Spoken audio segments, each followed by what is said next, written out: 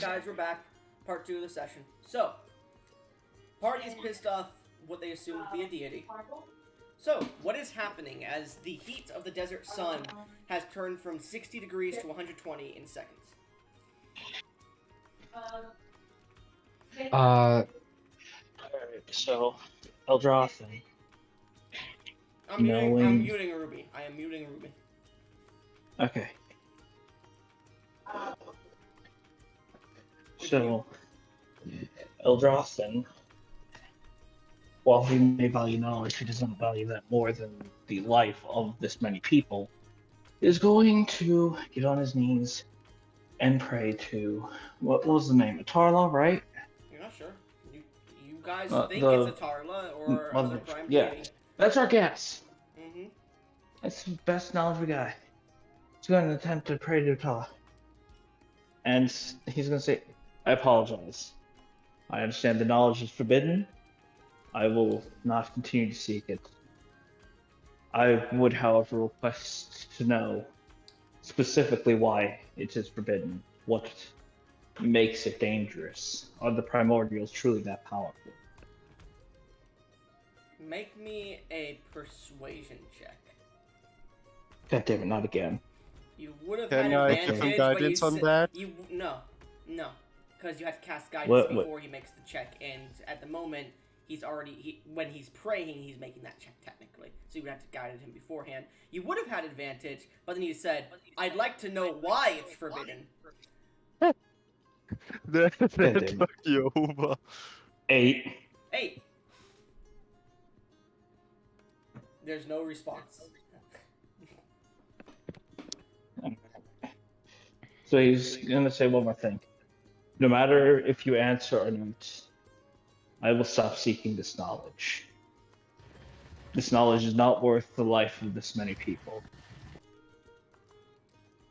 Knowledge even has its limits. This is too much. Alright. Another persuasion check, or No. That's you no? had one persuasion check. Alright. Meanwhile, He's okay. well, do you have to get going, Eldrithin? Maybe. Don't know. Finding out. So, Eldrippin, I'll just say your character stands in the back trying to figure out what he can do. Pretty much, yeah. You can get going if you need to. He wants to contact in order for this to work. Elyippin. Risen.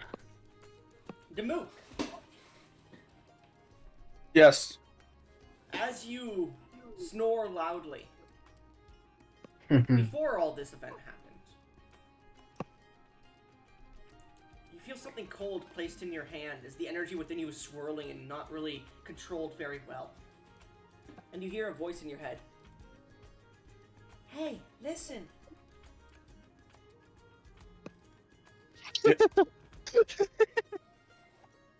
Yes.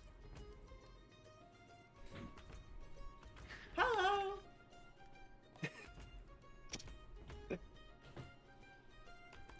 Hello? How are you? I'm just fine. Good? Yeah, I'm feeling alright. Anyways, What is happening right now?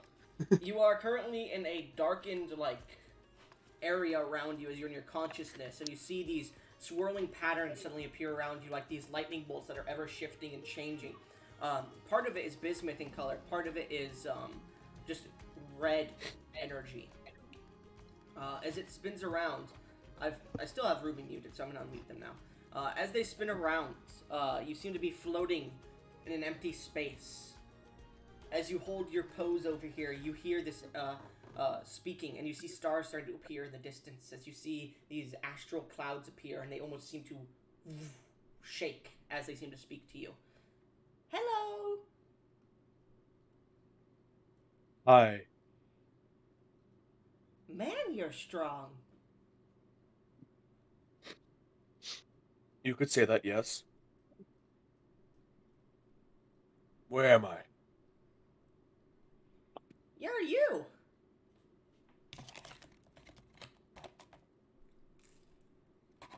Ah, I'm gonna look around a little bit. Alright. Uh, yeah, I know I am me. Where am is me?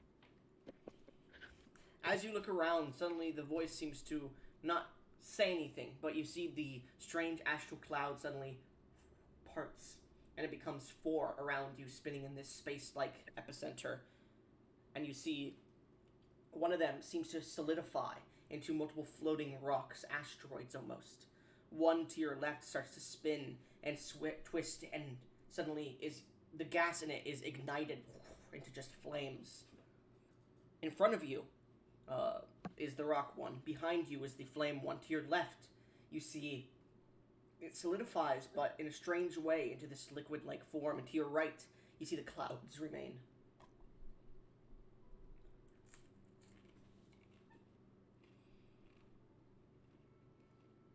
Am what's happening? You look down to your left hand, and you see this topaz-like crystal in your hand, and it seems to pulse. And as you look down, and as you as you look at it and blink, it seems to shift into a beating heart.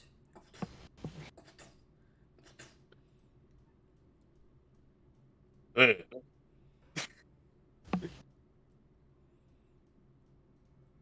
What do you do? is the voice still here? I'm gonna start yelling at it. What voice? What voice? You feel a strand of those clouds that formed into those strange elements start to push towards you. Three of them stop, as one seems to continue to make its tether towards you, as it seems to be going towards the heart in your hand. Do you allow it? With the amount of confusion I'm in right now, I'm gonna say yeah. Yeah, I'm gonna let it As it do its touches, it thing. starts to form around it. The heart flies out of your hand in front of you. And you see appearing in front of you this small figure, about a foot tall almost. Not even a fifth of your size.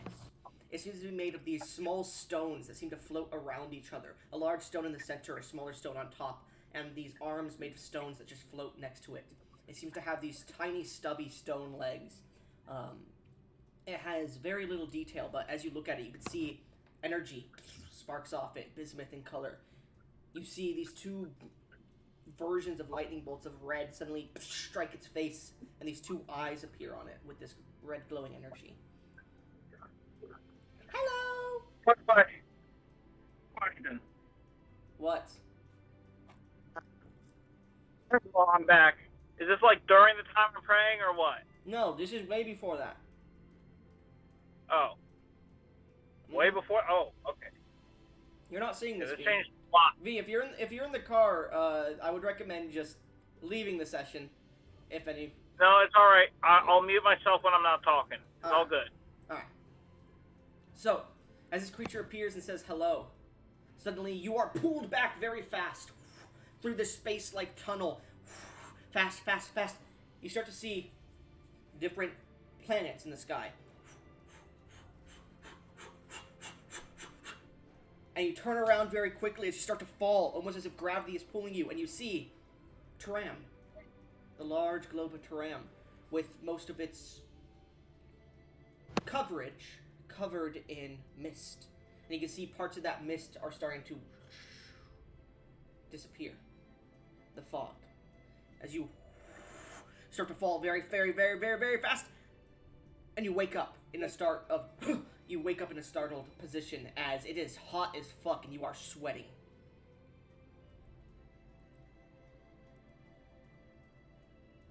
So, do we see him wake up? Yeah, you guys all suddenly hear, and you see, what's his name? Damook suddenly starts to look around and, like, tries to keep his composure a bit. Damook. Glad to see you're awake, buddy.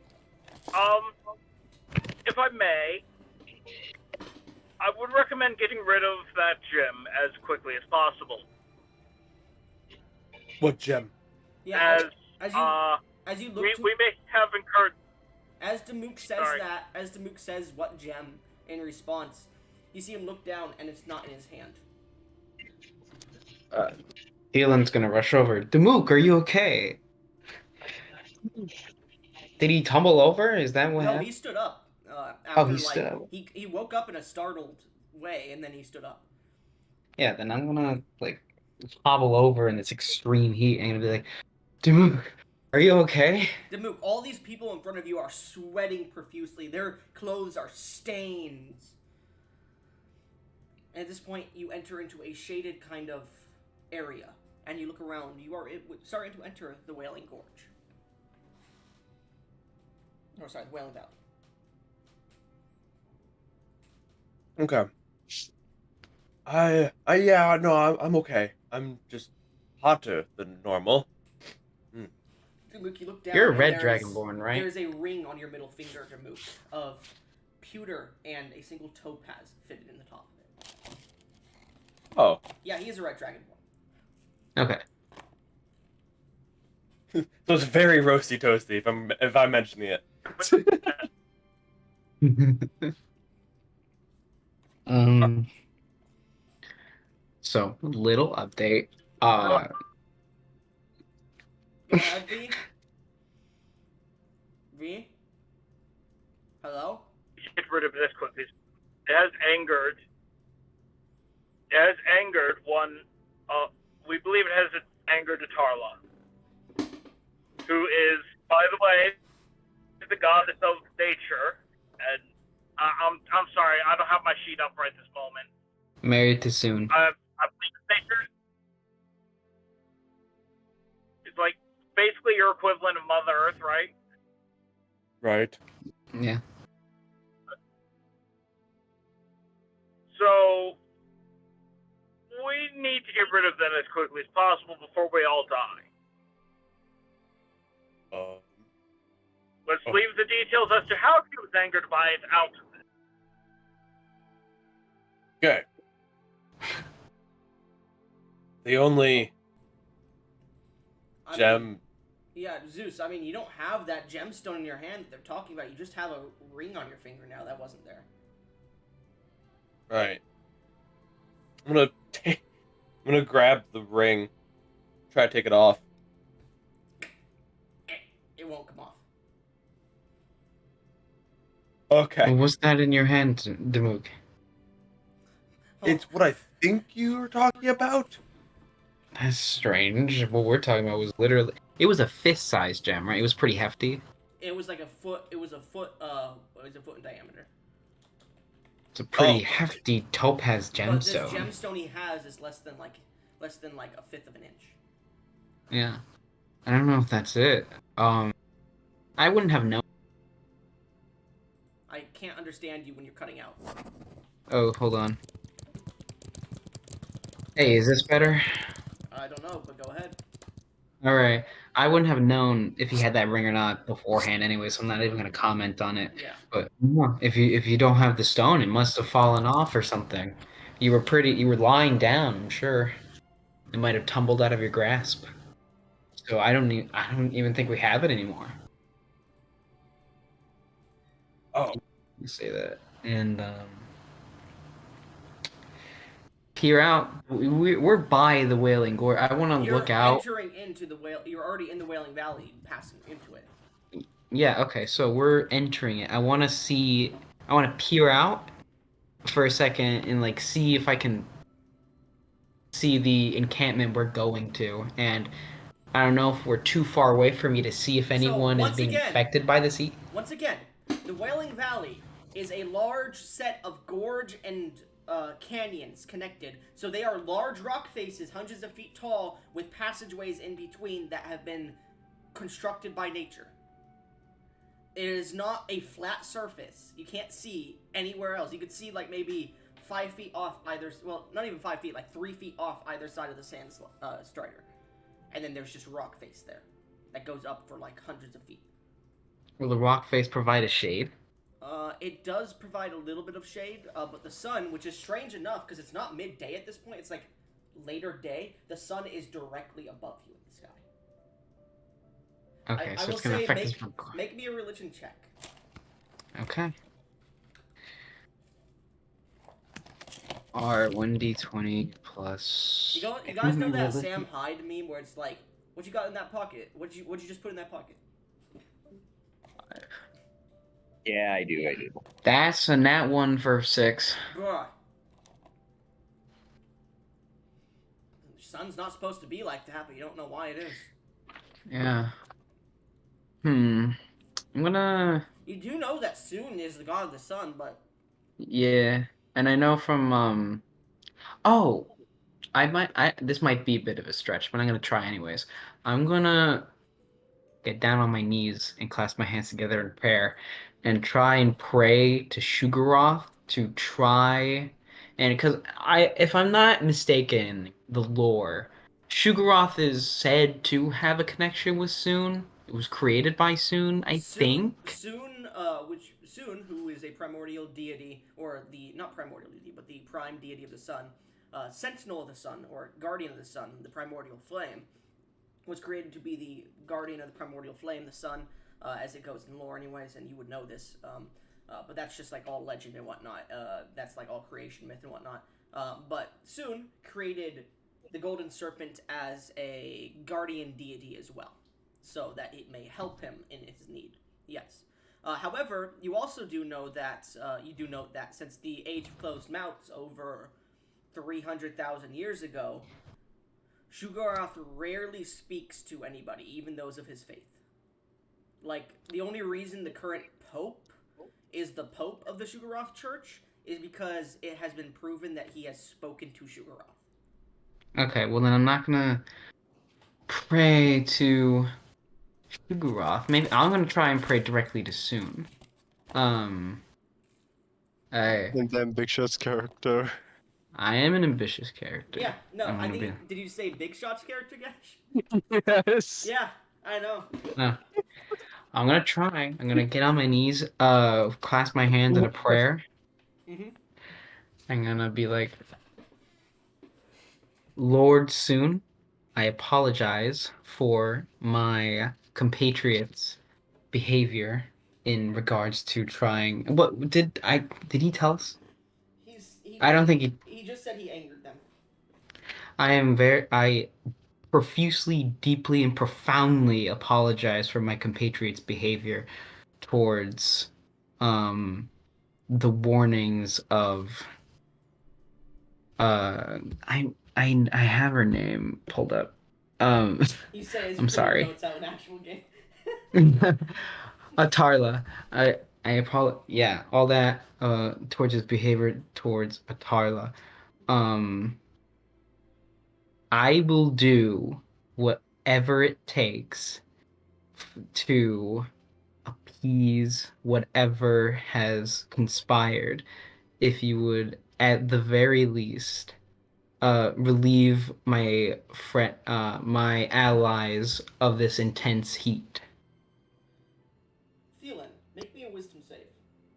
Wisdom save. As you hear a single command enter your mind. R1D. You hear grovel. D20. My wisdom is 4. I get a +4 because of my order of protection. It's +8. That's a 12. I don't think I succeed, but can I fail anyways? I'm gonna grovel. Okay. No. If you had succeeded, you could choose to fail willingly.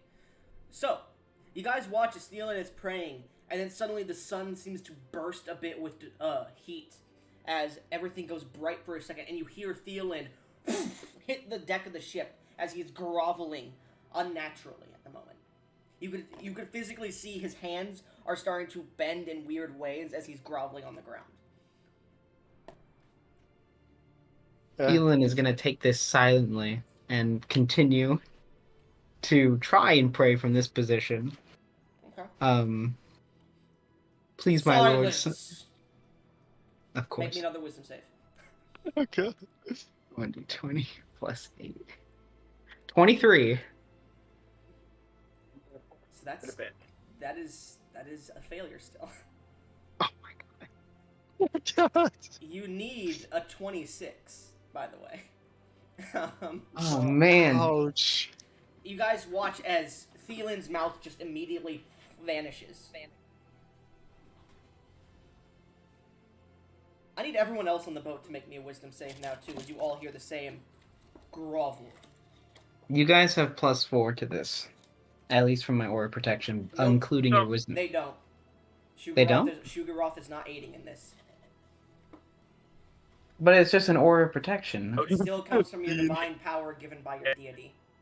Oh, okay. Yeah, Right I'm now. fading.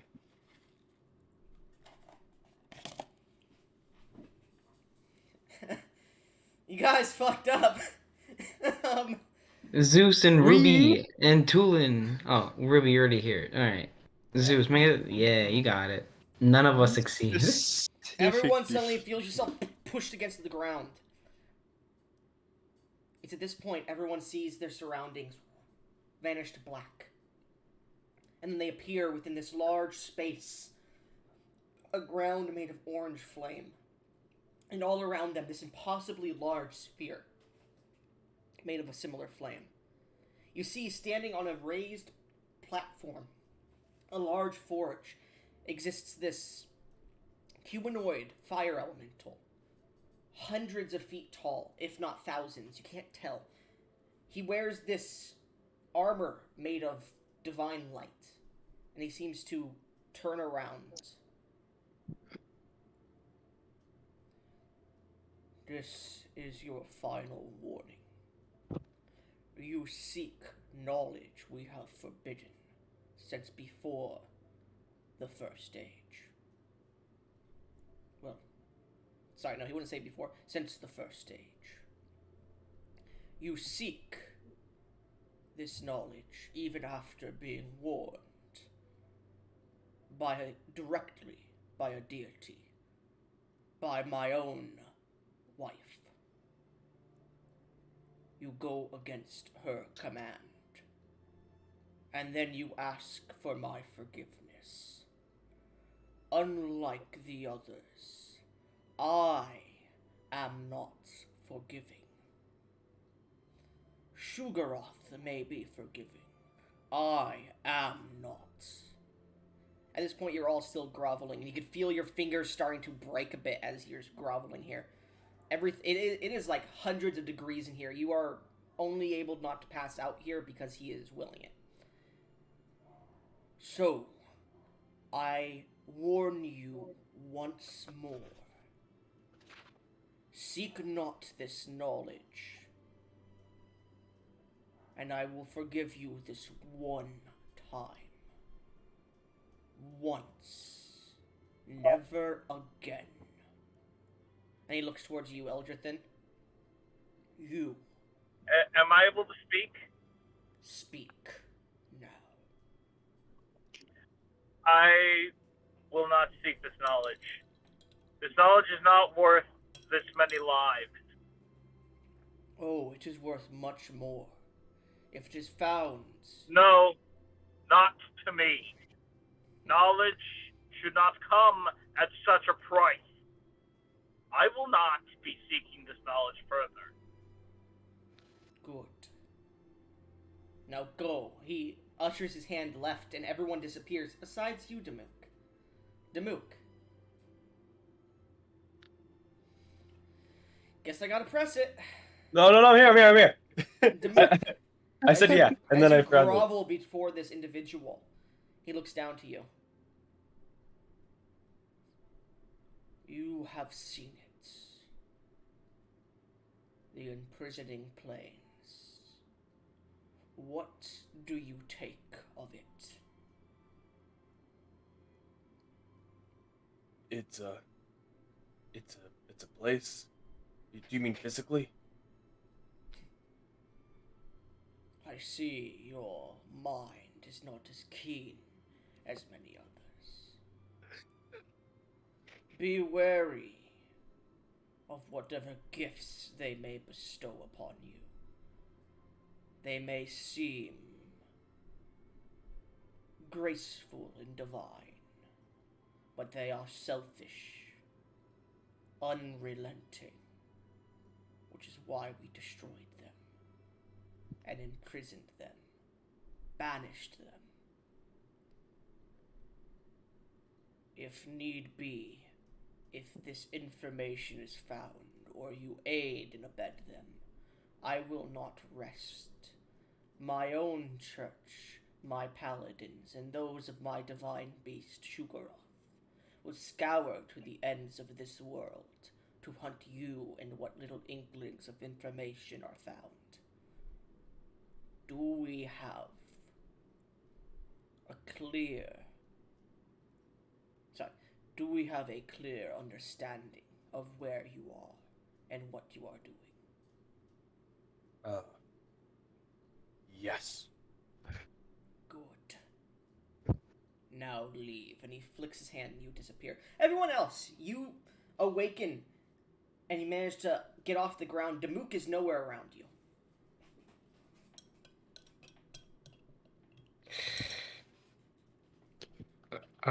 This is not good. However, I cannot seek that knowledge as much as I wish to. As I stated, to me, that knowledge is not worth lives. I don't seek to gain knowledge through sacrifice. Not just through sacrifice of lives, at least. I believe that they will only give the knowledge to those they deem worthy. And so... They've made it quite clear that none those will receive this who- knowledge ever. Maybe, though, maybe not. I'm gonna pray to Shugaroth. I know he's probably not gonna respond, but I just wanna say, like, I'm sorry for putting you in such a position. Allow me to atone. You feel the divine energy reinserts into your body with a sort of feeling of warning. I will do whatever it takes to atone for this grievous mistake. I say in my prayer. Alright.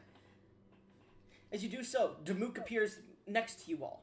And as you all look once again to each other, you notice emblazoned on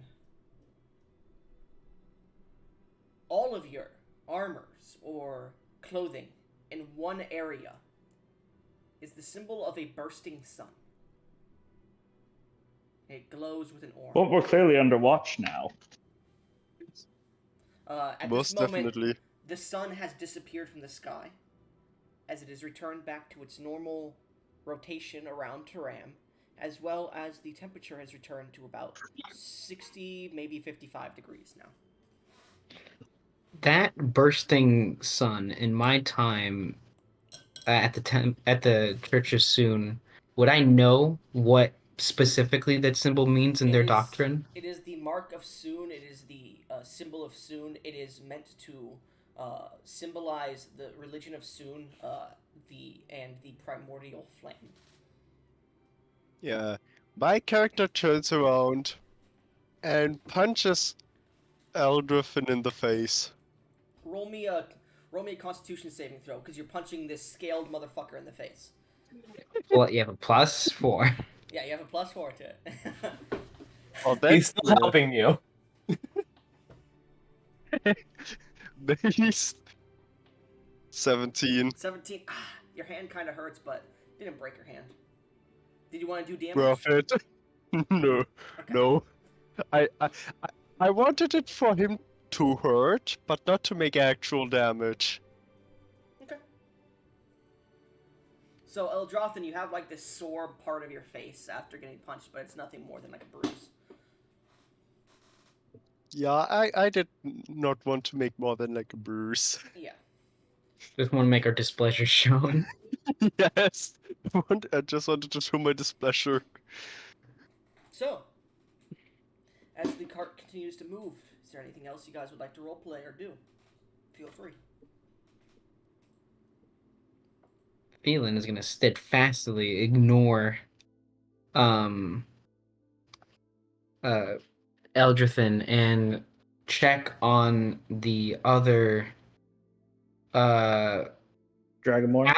ally. Well, yeah, the other Dragonborn as well. He kind of just appeared in front of us, right? I'll check him, I guess, for any like injuries because he appeared after us, and then I'm gonna see if Coriander, I think was their name, and if Celine at least look injured after being forced to Oh, they kneel. weren't forced to do that. Oh, Yeah. okay Yeah, then. Only you it- guys Therefore- were conscious or aware of what was happening. Coriander, as you look towards him, does have his book out and he has been looking at this scene. Well, this has been less than peaceful. I am. Eldrothan is going to open up his current notebook and add a new note underneath all that primordial knowledge, theories that he had. Do not seek at any cost. As you write it down, it emblazes in your notebook with an orange flame.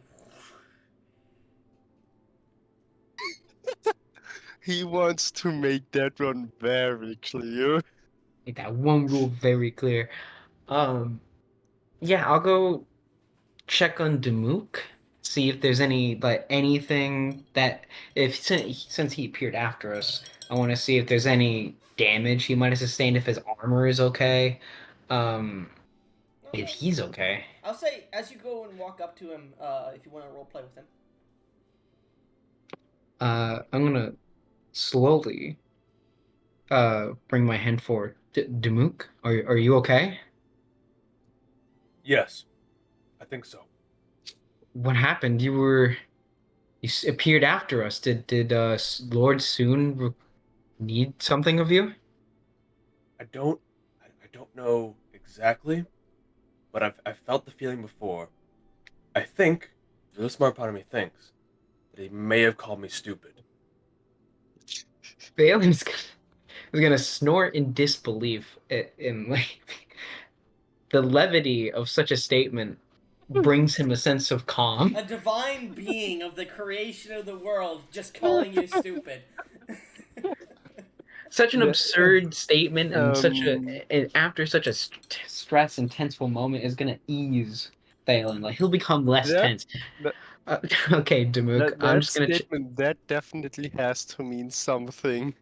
I mean, it has to mean something. All right, Demook. Demook, I'm just gonna check your armor and see if it's damaged, if you don't mind. You can keep it on. I'm just gonna walk around you. As Thielen begins to check out your armor, Demook, you get this strange gnawing in your mind, and you look down towards Topaz's ring.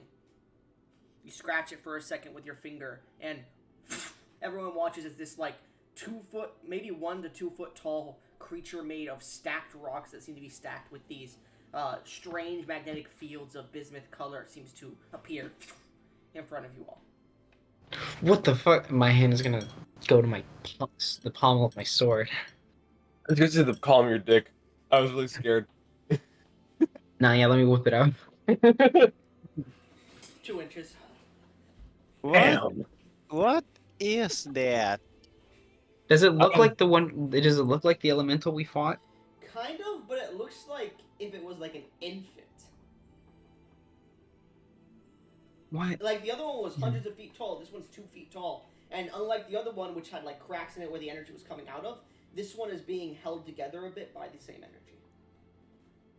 You do see in the center of its chest there is a clear cut tube of topaz that just goes straight through it, and you can see through it.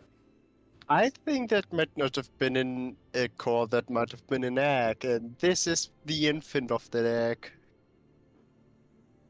That's what I'm thinking, anyways.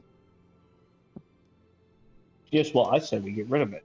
It looks up to you, Demook, as if expecting. I am not your father.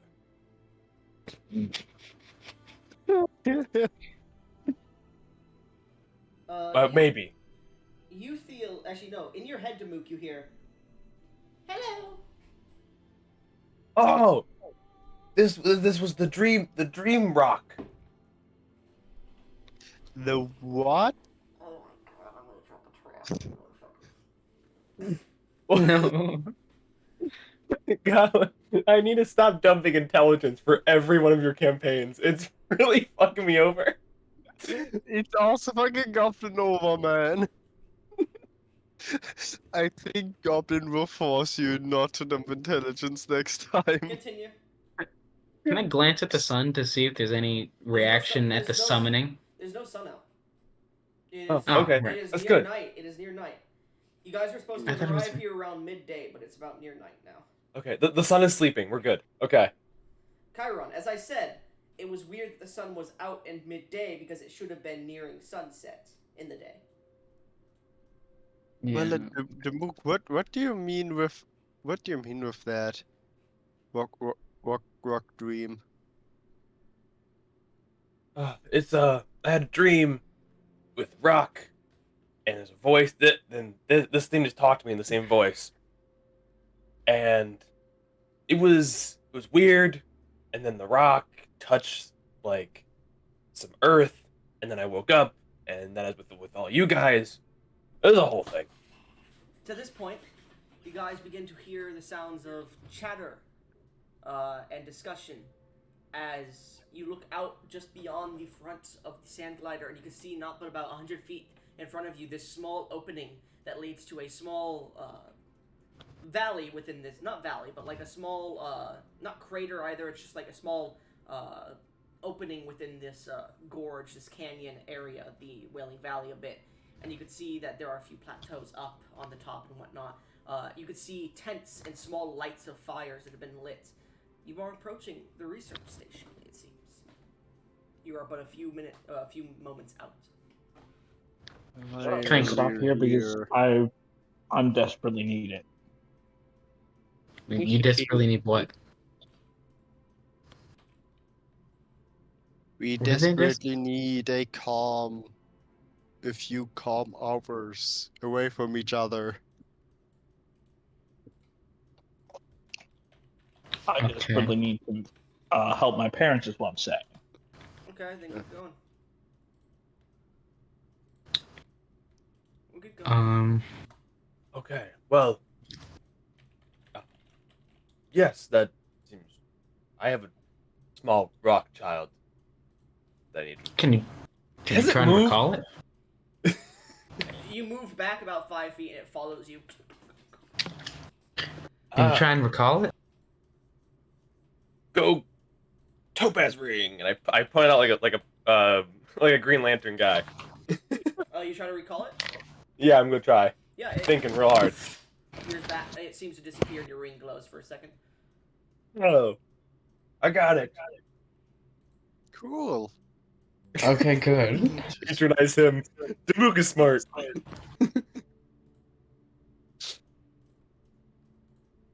All right then. We're close to the encampment, right? Yes, you're starting to appear at the edge of it, and you see the sand sled seems to pull off to the side within this small little area. Chiron, what are you fucking doing? All I hear is... Thank you. I'm sorry. Gosh, yeah.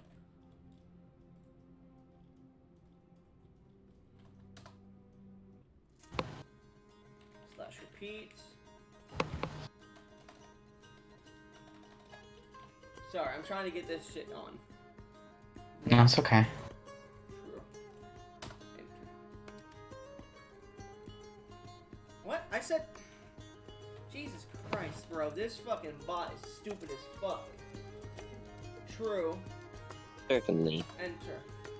Just skip it. No, I'm good. Anyway, so... As the Strider begins to pull into this small break, this small glade within this canyon, you see... I don't know what the fuck this bot is doing. You see what appears to be desert sand that pervades the ground, what seems to be quite a few tents and small areas for eating that exist outside of it, a large amount of crates and barrels, as well as what seems to be a sand glider that is packed full of a lot of shit that is parked off to the side. There also seems to be a pathway that leads forward that's about 10 feet wide, wider than the sand strider you currently are on. Phelan is gonna... Are we parked, or are we still going? The sand strider is starting to go off to the left side to get ready to park. Okay. Then Dalen will wait for it to park and then go to the sand glider he believes is the one he purchased. Oh yeah, it Full of all definitely the is shit? yours. It has the flag that you put on the top of its mast.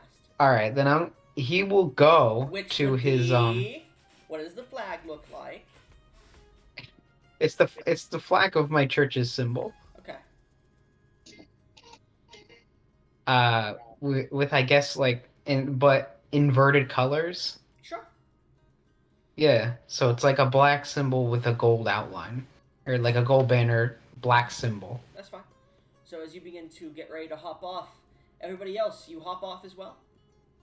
Yes. Yes.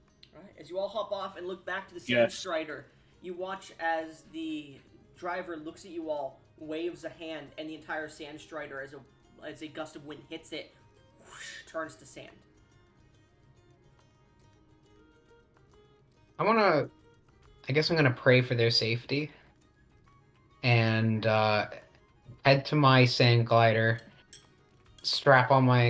get all my things, and then try and find some architects and inquire about Architects? not architects, researchers. Alright. Well, so you're gonna go get your shit first. Yeah, I'm gonna go get my Okay, shit. so you're gonna start getting your shit. Everything seems to be there as you start to investigate. Start to strap a few items onto you, grabbing a few bits of your water, your food, whatnot that you bought. As you start to get your sand glider. The rest of you, Gesh, what are you doing? I'm trying to find the other Sand Strider. You mean the sand glider that you were on that you had bought? Not the Sand Glider, the Sand Strider that I Okay. was with. It does not. Seem Yeah, to be because shit. This is where all my stuff would have been on. No, your stuff was on you. Your stuff was on your sand glider, the thing that you were driving. Oh shit, so it's all gone. Yeah. Wait, I said I would have said I would have after that fail put it all on the Sand Strider. As much as possible. Oh, okay, yeah. Well, you don't see the sand strider here. Fuck.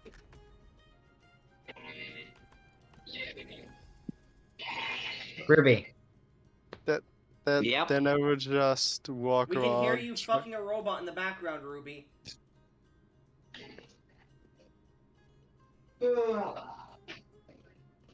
Alright, so What would you Gesh, do, Gesh? What else are you doing?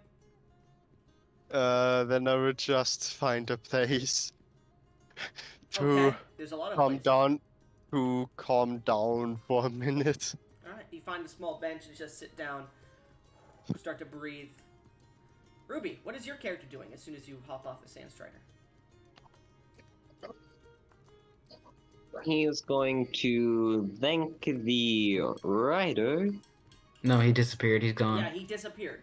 If you would be fucking listening to the session. Then he'd be going over to make sure all his stuff is there. Alright, it takes you a minute, but you do find the small sack. Well, technically, because you're coming from that realm, you do find what seems to be the cornucopia that you seem to have put all your items in. As you get over to it, you start to pull out a few of these items, this magical cornucopia that was given to you specifically for this one purpose. As you start to pull out some of your items and put them to the ground, some of the bigger ones that are like 10 feet tall or larger than this cornucopia itself, you put the cornucopia to the side afterwards, and everyone watches as the cornucopia itself sinks into the ground and starts to sprout a beautiful set of desert flowers, as it has been used. So it's not able to be used again. Yep. All your items are there, including, for free of charge, 2 pumpkins.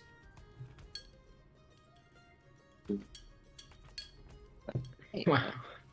Nice. Pretty nice, yeah. Yep. Eldrithan, does your character also go to look for other things?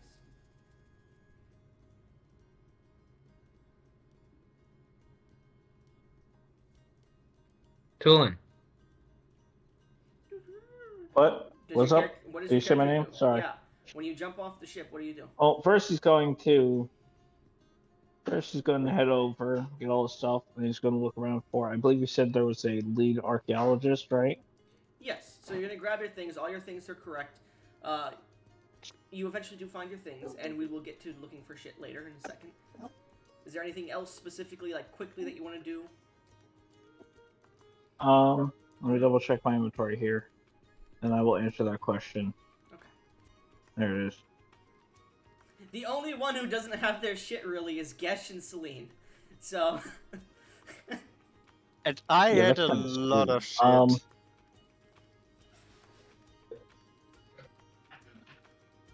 He is going to brain work, brain. He's gonna make sure that his hooded lantern has oil in it. Beyond that, not really anything. Well, I would say you would have the oil and flasks outside of it, and you can put those in if you want to. So you start to fill up your hooded lantern a little bit. As you do so, Demook, what are you doing? Are you looking for your items too? Okay. I definitely, yes. I would like to go look for my items. Keeping an eye out. Want to get a read on people in the town. Okay. So as you do so, make me just an insight check. Okie dokie.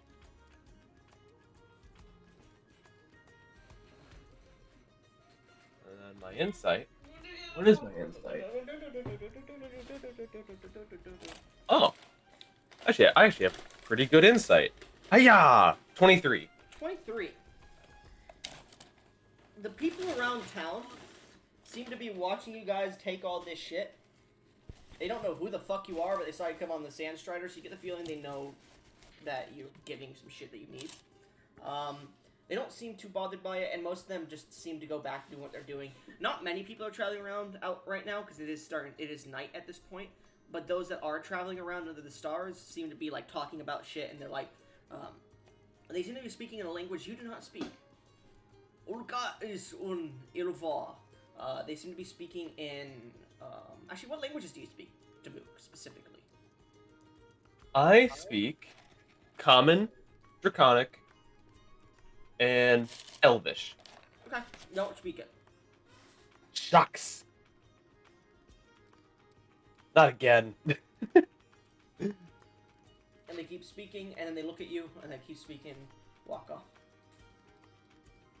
So, as you all collect your things, and eventually meet back up after a moment, what do you wish to do? I wish to the head researcher, the person we're supposed to meet. I want to try and find them and ask both about the protecting job and inquire if they perhaps know about Well, the you can strange roleplay. noises. Yes, I get what you want to do. If you want to roleplay it, go ahead. Does everyone have their things? No. She's on the bench still. Side, but everyone else, yes. I'm going to be unavailable for the next few minutes. I'm just listening in. Okay. Eldritch then says as he starts to zone out. Gosh, we can possibly find the person in charge of this and ask if we can send a search party for those people and perhaps your stuff. Yes, please. You see him clearly defeated because of what has been going on. Is everyone fine with that? Sure. Elgin seems to be looking at his notes, not paying attention. Just following whoever he can.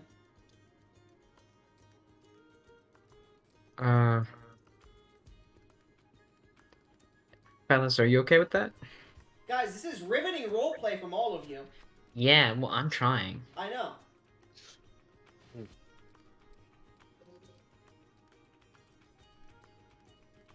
Hello? Zeus, best roleplay. Gash, Ruby, hello? Wake the fuck up! Apologies. We should probably get some. Some what? We should probably acquire some. Let's see. At an inn for the night. Does my sand glider have places to sleep? I think it does, right? Honestly, we'd be surprised if we didn't. Your sand glider doesn't have places to sleep specifically. It has a cabin, which is used for storage, and it has the underside deck. It can comfortably fit about 10 inside, specifically 10 small, medium-based creatures. Uncomfortably about 20. And then the deck, which has no protection on it, can comfortably fit about, I would say, 10 other people. And then uncomfortably 20. I like point behind over my shoulder behind me towards my sand glider. If you all have sleeping equipment, I have sand glider. We can all stay in. Fair point. I have a cart of my own. That's why I brought it. I don't trust public sleeping arrangements. It That's would be good perfectly to get fine. some rest. Yes, until you have your items back, I have multiple Demo. bedrolls. You can borrow one. Demook, did you Yes. buy a creature to pull your cart, or is it a small pull cart that you have? I bought a creature, and I was planning on spending most of my money throughout this on just feeding the creature as we go on. So what creature did you buy? I think because I realized we're in a desert, I changed it to a camel. Okay, good enough. So yes, you do see your cart in the distance, and it is a small. It's not a carriage, but it's a small covered cart. And instead of being like pilgrimage covered cart with like canvas and whatnot, it has this tanned hide that goes over it, and it's wrapped around with this nice rope. Fuck yeah. It's not like the U shape. It has like 4 poles, and then it has the hide stretched on the top, and then stretched over those. It has a square shape, basically. Yeah. I've got my cart camel set up. I can leave you guys to sleeping next to each other. Gross. Yeah, I'm gonna leave them to it. Okay. So, you all are gonna go to sleep for the night then? I'm gonna go, if Davern wants to come with me, I'm gonna go and try and find the, like, head researcher and tell them about the 2 lost researchers in the desert and Gesh and Davern's stuff. So, as you begin to walk off with Gesh, as the rest of the group begins to bed down for the night, Coriander looks to you. I guess I will come with you, since it seems your group is not very... I do not wish to be rude, but intelligent. Eldrothan's going to offer to go with them, by the way. And For also, different reasons. And also, I want to keep a look on Eldrothan. Wouldn't we all? My intent to we incur God's wrath. It may not have been your You- intention, but it still happened. Did you ignore the first warning? Well, we don't know that. Let us stop putting blame, and let us instead find out what we are to do. So, how do we find this Trunston Greenwall, then? Dunstan Greenwall, hold on. It's in your Put this notes. Yeah, I know it's in my notes, but I want to spell it out. Trunstan Greenwall. Well, I'm gonna try and find a researcher who doesn't look like they're busy. Maybe they're just sitting around and walk up. Okay, so you begin to approach this very oddly dressed dwarf. He's in this like nightcap and gown with like a single candle in his hand and a bottle of scotch in the other as he's sitting outside his tent with slippers on, drinking his scotch. He then belches into the candles. It blows outwards. And you hear a You see he has this beautiful lavender beard. Wow, I'm gonna greet him in Dwarvish. Okay, what do you say? Uh, I will say, usually in Dwarvish, when you greet somebody, the culture is more of a, like, what's up, you fucking bastard kind of thing. what's up, Chucklefuck? Nothing much, butt fuck. Nice one. I'm gonna hold out my hand for him to clasp. Although it's quite late at night, and he clasps your hand. He has a strong grip for a researcher. Yeah. So, Well, now, if I had known that it was going to be a dwarf, I would have done a bit more research on formality. Well, dwarven etiquette, rather. Formalities is a bit of a strong word, don't you agree? yes, it is. Who are Ignore you the all? bastard. Who are you bastards? We bastards have been hired to protect the researchers. We accepted a quest. We need to find the head. But we are looking for Trunston to inform that we're here. Do you happen to know where he is? Yeah, That about sums it up. He's in the nearby camp. This is one of the major. This is the southern camp. You're coming in from the south. I assume you're coming from Riverton, correct? Yeah. Well, I turned to Daverin. Did you? I didn't see you coming from Riverton. Where did you come I from? don't. What was the city named again? I wonder. Give me a second. I mean, we had two groups coming in, one from Riverton and one from Rexumi, north and south. I was from the second group, and some mishaps happened, and well, I you ended don't up. need to tell me about that. I mean, I was just wondering. We'll inform Terran. I was just wondering because the northern camp mentioned that the group appeared, but four of them were missing. So I don't know. But if you want to speak to Trunston, he's gonna be, and he points towards that small little valley that's like 10 feet wide. You're gonna want to go through there. It's basically a walk. It's a good walk. Won't be able to fit many carts or. And he looks towards sand glider. Maybe that, but it's gonna be a tough ride. When I say 10 feet, that's how big it would be on a map. In actual retrospect, it's about 12, 13 feet wide. The sand glider has about a 13, maybe bigger. You haven't measured it fully yet, but it has about a 13-foot wide deck. Yeah, we can just leave the fucking thing here. Right, might be a good idea. Anyways, Yeah. Trunston's at base camp or main camp. These are south and north camps. These are secondary camps for us who are supposed to come in and out of helping with this research, of course. But it's gonna be about an hour-long walk down that valley there to get there.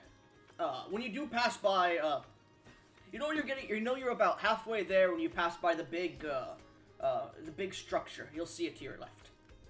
Ah, of course, the big structure. I see. Yeah. Don't know what the fuck it is. Yeah. Thank you for your time, fuckface. And then, He offers you a bottle of scotch. and I fucking rip off the top and chug it. Make me a con save. I'm good at these. Not really. I have a +6 though. Which means you have a +10. Well, no, I have a +2 with my thing. I have a +6. Sucks for you. Yeah, sucks for me. But I got a 19. You feel a little tipsy, but not much. Ugh. It keeps you warm during the night right now, because right now it's like 20 degrees Fahrenheit. Yeah. All right, and then I shake his hand firmly, and I motion the group to follow me. So, as you leave this dwarf, what are you doing? Are you going back to collect the rest of your group, or are you continuing down by yourself? Well, no, Daverin. You know what I mean. Yeah. Demuk said he was gonna sleep. Do we want to go back for him? Yeah, I'll go back for him. We should get Demuk. This is like an hour walk. I tell the rest of the party. Yeah, I'm fine with that. As you begin to walk towards the ship, you hear the dwarf once again. Oh, I almost forgot. Be careful of the wildlife. The wild what? You cut out, Colin. No, I did not. The wildlife. The wildlife. Thanks, bastard. Thanks for the warning. You're kind of. So usually when you make a greeting in dwarven culture, you do the insult thing, but not throughout the entire thing. So Oh, you can see okay. he's kind of like, he's new to it, so I'll give it to him. But Apologies, and then Fuck off! You know, a goblin is nice when it's please fuck off instead of just fuck off. and then I try and find Damook. You walk up to a large cart. If you like to describe the like look of your cart, what's hanging off of it, we already went through the thing that the back is instead a square shape like a cube. But if you would like to describe the look of your cart, Damook.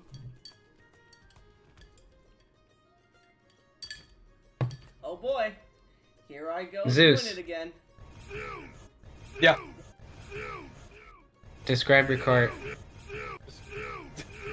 What? Remember, I'm sorry. It has a cube-like shape to it, but continue to describe your cart, please. Oh, my cart. Okay. The outside. Ooh. First. The outside of the cart. Okay.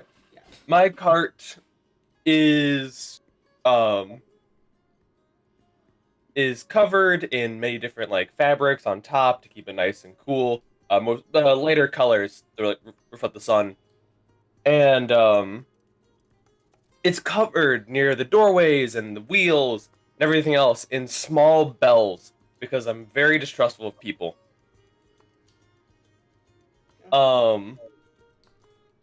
Across like there is a like window like shape on there, but is currently covered up, so I can't open it to like look outside and all that. McDonald's window, yes. So Yeah, that's about it. It's a regular cart. you see the camel is it has this brownish fur and it seems to be munching on something right now. As you approach the back of the cart, you come up to the hide back of the cart, and as one of you goes to like make noise at the back of the cart, there's bells and you like just fling one of them. Damook, you hear as you're starting to get bedded down, as you're starting to fall asleep. Fuckers! I'm going to grab my spear and throw the door open. All right, you do so. That's ooh. You guys see a completely naked Damook.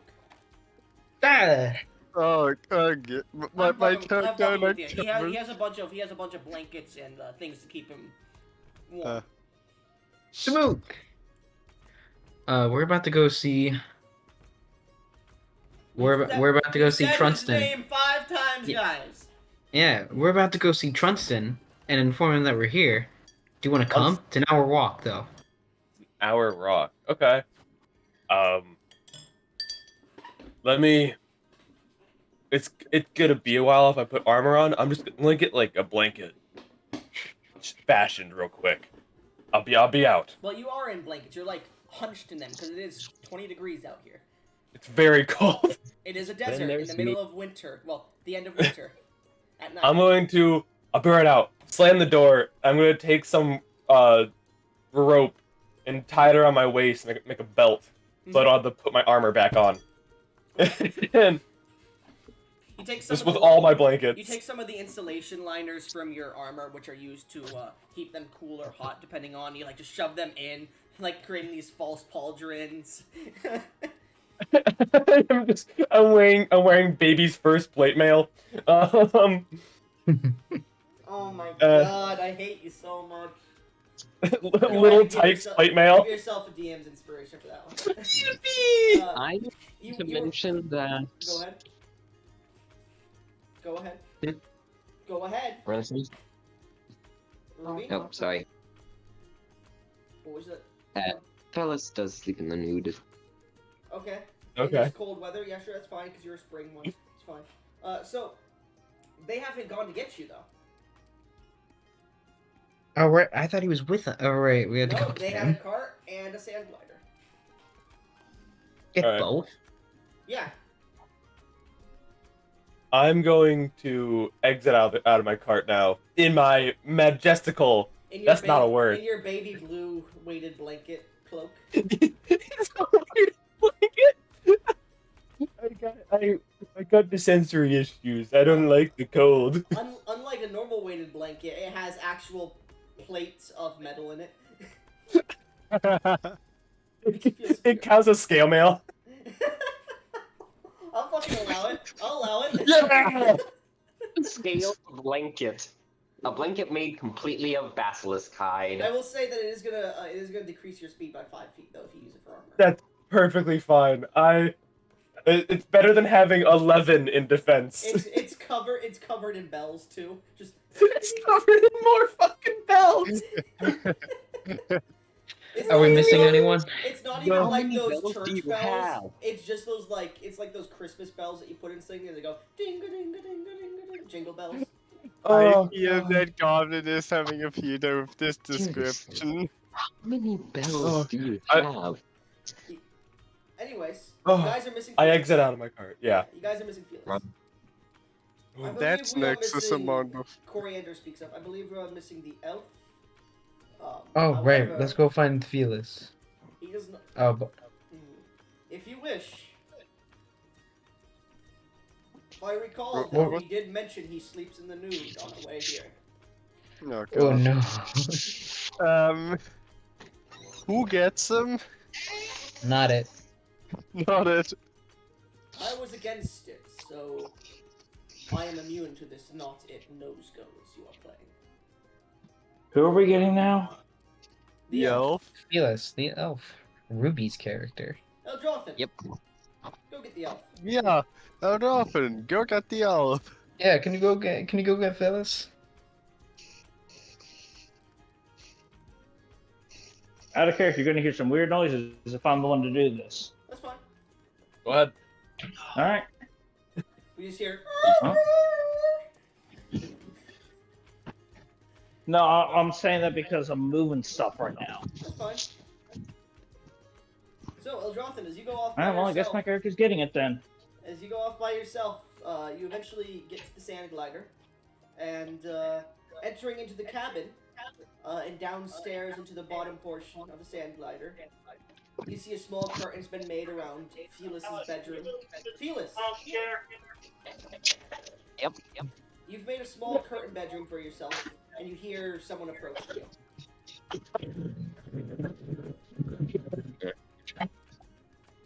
Well, I'll just throw on a pair of trousers real quick.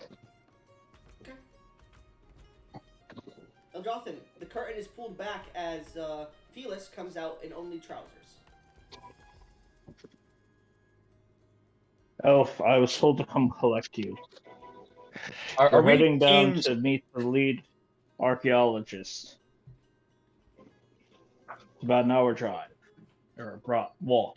Whatever. Very well, let's get on with it. Alright. Let's go. And I'm going to start walking back. So I'll as you follow walk him. back, you do pass by Coriander, who would have mentioned to you all that if you guys are seemingly going with a lot of people, he will not be necessary, so he's going to stay with Horace and Celine and make sure they are fine. Okay. Forest? Horace! Forrest Gump? Oh, Horace. It sounded like you said forest. Anyways, so, as you guys make it back to the group, I assume, do you want to bring the cart? It could probably fit through. It's up to them. So, having affixed the cart with some of your items and cleaned the inside, Damook, if you'd like to describe the inside of your cart to everybody.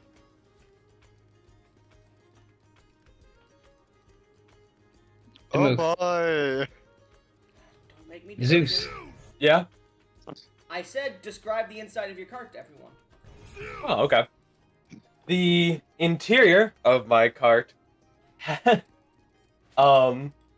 is decorated with Plate mail.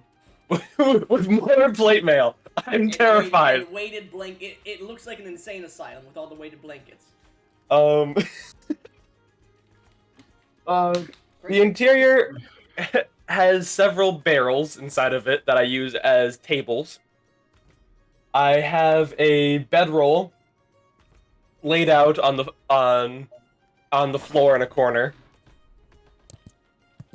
On the interior of here as well, there are several more bells hanging from the ceiling. There's a small bookshelf that has a couple books on it. Nothing important, really. And there are several sets of clothing strewn about this cart. It is rather dank. Okay. There's no seats? Oh, yeah, there's seats. Okay. there are some places to sit. They're covered in alcohol. Yeah, Damook gets rather depressed sometimes. That's why he has a weighted blanket. That's why he has a weighted blanket! Feeling There are enough seats, but at least one person would have to sit on one of the barrels. Phelan is gonna awkwardly brush away some of the empty alcohol bottles and sit on the barrel. The barrel is also full of alcohol. So Felix is just going to snatch a full bottle of alcohol and sit on the barrel. Are more people deciding to sit on the barrels than the actual seats? Then if Felix wants to sit on the barrel, I'll sit in the actual seat. There's enough barrels. There's like 3 of them in here. Nice. Guys, Yeah. not everyone can sit on a barrel, okay? Everyone can sit. By the way, I added a new soundboard effect. We would need like 20 for the server. So, He's pulling his cock out. Oh. Sorry. I missed that. Again? I forgot that he play out loud. I was like, oh, hey, He's pulling his cock out. He's pulling his cock out. He's pulling his cock out. It scared the shit out of me. hold on. I got something here. He's pulling his cock out. His cock out. Anyways, sorry for anybody watching the video. Recording ruined. The retention isn't saved to this point of the video anyways, usually. Anyways, so, as the cart begins to move forward, it eventually gets to the opening passage between this large crevice of 13 feet wide. As you begin to push through this crevice, it is a tight squeeze for your big cart. Are you driving this, Damook? Oh yeah, I'm driving this. I would like you. Are you proficient in land vehicles? How would I know if I'm proficient in a land vehicle? It would be under your proficiencies, under Yeah. tools, land vehicles. Okay. You'd get it from your back. So hold on, Ruby has important information for once. Hold on, Ruby. You would typically get proficiency with a certain type of vehicles from your background, such as ship, Soldier, war vehicles. ship worker, dock Ah. worker, cock worker. I'm an outlander. I don't think it counts. Haha, fuck you. Oh, Do you have that's proficiency stupid, with land man. I have- vehicles from that? No, you don't. You Oh, don't. Okay, I then you made the same mistake. We're gonna die. So, as you're pulling through, I would like you to make me an animal handling check. Oh, okay. I'm actually okay at those. I have proficiency in land vehicles, but I'm not available right now. So ha. Hoo-ha! 19. I'll say Eldrathon is giving you aid, so you can roll. You can roll again to see if you get a higher one. Yay! He's like, actually, did you know the camels of Durath have 3 stomachs rather than 2? In fact, they can regurgitate similar to the llamas and alpacas of the Fafnir wildlands. And he's giving you all this information about how to properly maneuver camels. At the end of Oh, all I of actually have proficiency with land vehicles as well, so I'd probably actually not drink Yeah. and just. But At the end two of- people trying to tell him what to do is going to get confusing. So at the end of them describing what, like, all the facts about camels, I'm gonna turn to them and go, I have a camel? I thought this was a really weird horse. Man, Horses have much furrier and loose tails. that's why it's a weird horse. If anything, more like a weird donkey. Phelan is gonna face palm really hard in the back. At this point, the wheel bounces off a rock, but you manage to stay inside the crevasse. At this point, you're starting to get about... You're about a good few minutes into the travel time. As you start to get in, it starts to get to a very tight turn. I would like another animal handling check, please. I'll help him this time. Yep. Alright. Tell me some driving facts to help me out. Yeah, go ahead. Eyes on the road.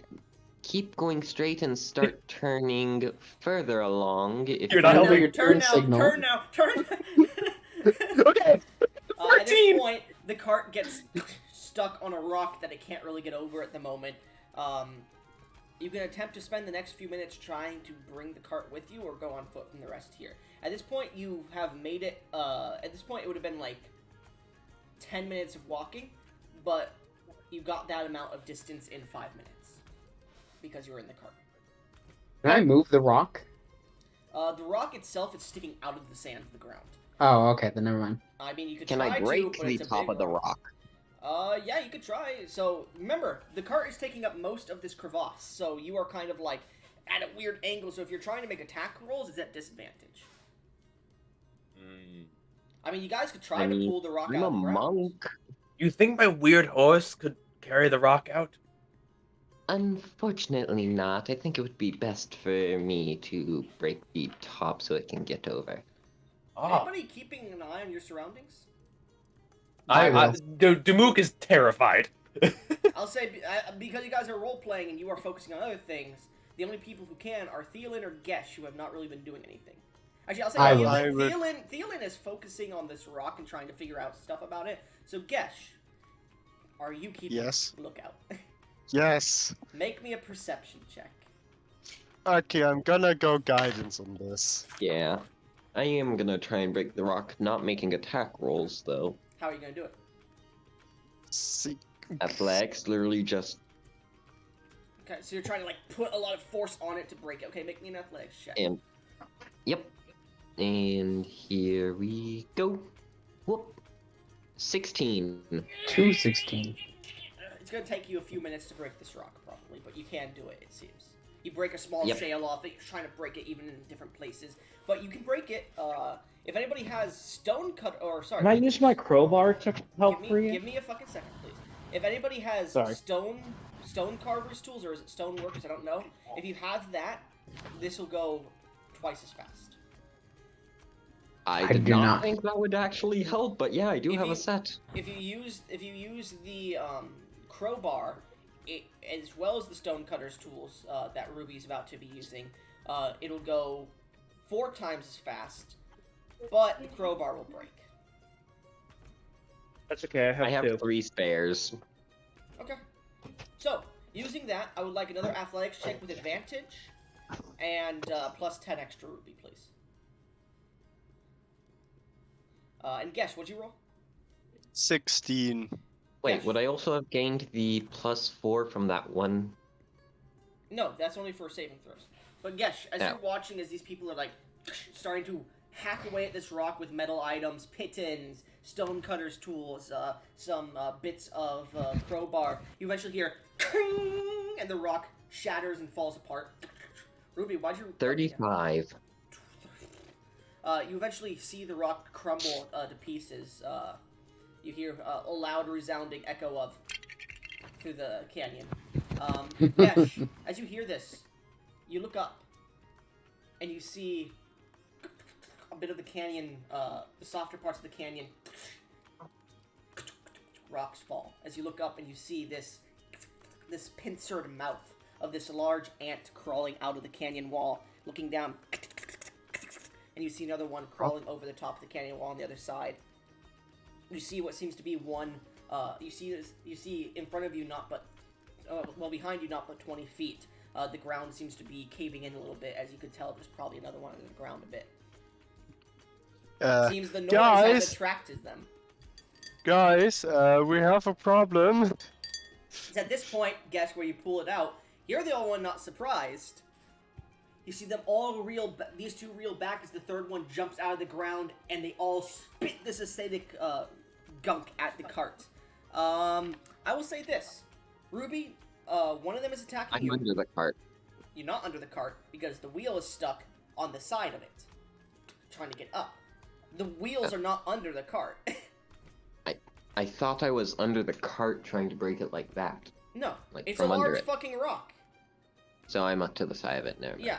So Ruby, as you're like finally finished breaking this off, you look up and see that this ant suddenly shoots this acidic line at you. I need you to make a dex save. Demook, You get +4. Demook, you are driving. I need you to make a dex save with your +4. Oh God. And I'll say the other ant behind you actually doesn't spit the acid. It jumps out and jumps onto the cart. You guys hear from the back of the 25. cart. 25? Okay, you Plus managed to 4. succeed. You managed to dodge out of the way of the acid as it hits the ground. Demook? I will say this. If I'm surprised, I can act as normal if I rage before anything else. Yeah. Demook got a nat 20. You manage to jump off the cart in just a second as the acid hits the cart. Actually, no. I'll say because you got a nat 20. You pull out one of the plates from behind you in the back of the cart, and you use it to strike the acid off and carry it into the distance, discusing this plate as the cart is not hit by the acid. But you do hear behind you an ant is on top of the cart, starting to rip through it, trying to get into it. What is happening now? I will say. Am I in the cart? Thielen, you are in the cart. The only one who's not is Ruby. So everyone roll initiative. Okay. Yep. Good on me for this, though. And Oh, no. I'm giving you a +10 to your initiative because I got a 17. So it's only a +9 for me. Thanks. +9.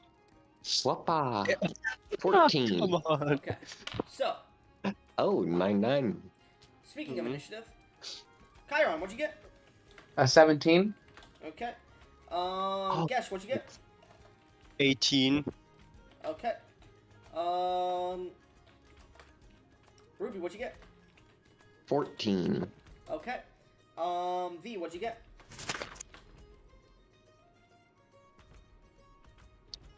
Did V. anybody see what they rolled? 10. That 10. Thank you.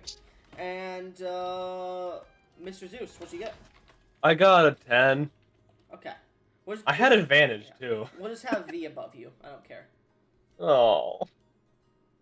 Why do you roll 2d20? I have advantage because of my weapon of warning. It gets really angry when danger's nearby. Yeah, Actually, I I'll put you forgot. above because technically you rolled that nat 20 on the save, so I'll put you above V just because. Yippee! I only My have a anxiety weapon. Nat 19 on my I save. think these creatures have +2 to their. Let me pull them up. I'm honestly shocked because that was the first good roll I consider in this game. Session. They technically do have advantage on their initiative roll because they surprised most of the party here. Nope, they have a +0. That's weird. Okay, so they go last. God damn it. Woo! Damn. Yeah. In my passive perception of 15, Let's I fucking go. knocked them up. Okay, so Gesh, you're first. Yes. Okay. So, as these Nice. creatures spit and you manage to dodge and grab back on and pull yourself into the carriage, because if you were off and you pull yourselves in, Ruby isn't really able to pull themselves in at this point because they were in the middle of finishing breaking this rock, and then this all happened.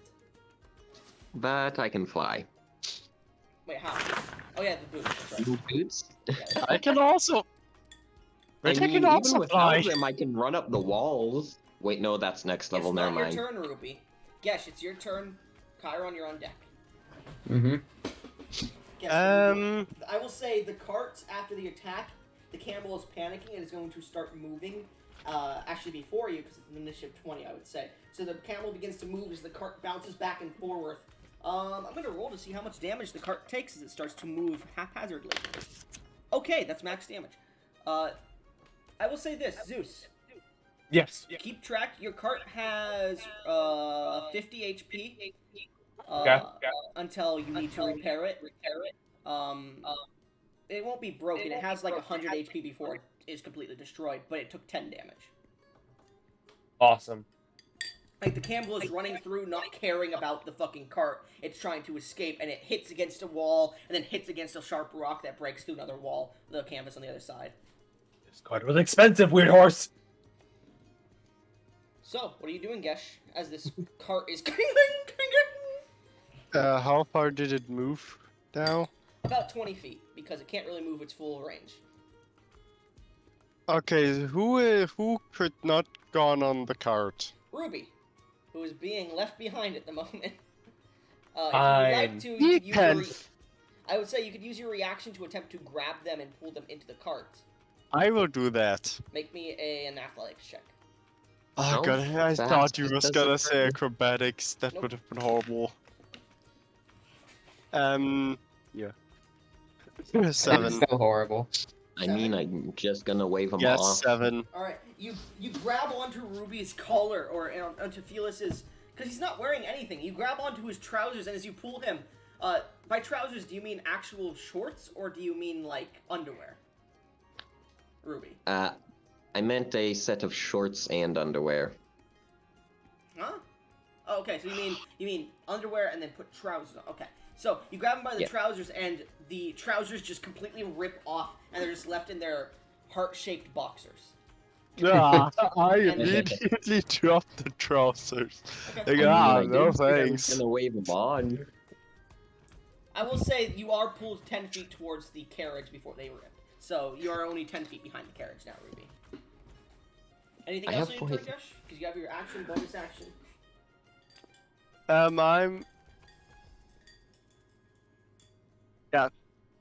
I'm just gonna do Sacred Flame on one of the ants. On the one that's peering through the top canvas of the roof, clawing Yes. through? Okay. Yes. So it does have technically 3/4 cover, so I am going to give it a, let's go with a plus, I think, 5 to this, I think. That was cocked. Fuck, okay. I'll use this other dice. It gets no benefit from. How? How so? Gesh? Oh, Hello? Sacred Flame. Hello, Gesh? Can you Hello? hear me? Sorry. What were you Yeah, saying? sorry. Sacred Flame specifies that the target gains no benefit from cover. That's retarded, okay. So let me re-roll that because I was about to tell you the bonus added on to that and I can't remember the actual bonus. So, 14. Doesn't save. Alright, the creature gets hit by this sacred flame. Go ahead and roll damage. That's 10 radiant damage. Damn, okay. I know. Too bad I don't have potent cantrip next level. Otherwise, that would have. Oof. But yeah. Let me just pull up your health here. And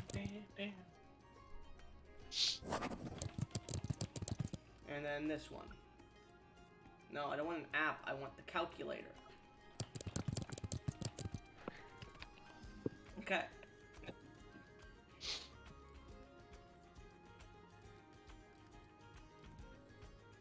Then after So- that, I would end my turn. Okay. In attack phase. Okay. No bonus action? I do not really have a bonus action that I can use. Alright, the creature is managing to hold on as it recoils, and you see its large pincers try to grasp onto you as you're in the cart. You like bend down a little bit and just shoot this flame up towards it, and it just hits its mouth. Thielen, you watch as this happens with Gesh, and you're holding on to the side of the carriage as you pull yourself through the window of it, and you look and see the ant above you, and you see the ants that are rushing with the cart on the sides of the top of the canyon, about 150 feet up. Instead of pulling myself into the cart of the cannon, can I pull myself onto the roof with the ant? You could do that, yeah. But I will take an attack of opportunity if this will happen. No, if you pull yourself up there with the ant, you're going to need to make me an acrobatics check. Acrobatics. Because you aren't climbing a solid surface, you're climbing on canvas that's pulled, or hide that's pulled tight. Ah, okay. Then no, then I won't do that. I'll go back in. Okay, so you managed to pull yourself back in just before the cart slams against a wall where you would have been hit. So, good job. Because if you failed on climbing, you would have been crushed by. You would have taken a lot of damage there. Ooh, good thing, yeah. On cags are not the. I am going to. Just for you guys to be aware, these creatures, each of them is a CR2. Just so you guys are aware. So it shouldn't be. I'm gonna I attack- hate on cags. They're annoying as fuck. Ruby, you're up Wait, we're next. fighting Onkegs? Onkegs, yeah. You guys you would recognize this Thielen as Onkegs. Okay, I am But going they to. look like large ants, specifically. Oh, okay. I am going to attack with my I want to attack with my Warhammer, but bonus action cast Searing Smite, but I'm worried that the cart will catch on fire. May. I will say you would have to jump to attack, so if you have multi-attack, you only attack once. Because the cart is about 10 feet tall, and its pincers are... Actually, no, because its pincers are coming through, so no, you can attack its pincers, but it's going to have an increased AC. Yeah, I can live with that. Then instead of a Searing Smite, I'm gonna use a first level spell to use Divine Smite. Okay. Go ahead and as you suddenly, well, you don't have to use it until you hit. Remember. Okay, then I'll wait until if this hits or not. So you pull out Natural your 20. Warhammer and you go for a strike against this creature's jaw. You roll a natural 20. Yeah, What's the total? 27. 27. Okay, 27, and their AC with the plus bonus here is... Okay. Technically, they are prone as they are reaching in. Actually, no, they wouldn't be prone, so no. Okay, so it's only a single crit, so go ahead and roll damage and double it all. So roll all your damage and then just double the total. Can I also roll my extra attack to see? Or no? Yeah, you can roll that if you want. No. 19. Would that hit? Technically, Gesh would technically be flanking it too, because you're both next to it. So go ahead and roll. What is flank? Roll 2 more times. So the first roll was a natural 20 and a 12, so natural 20 on this one. Yeah. The next roll would be either a 20 or...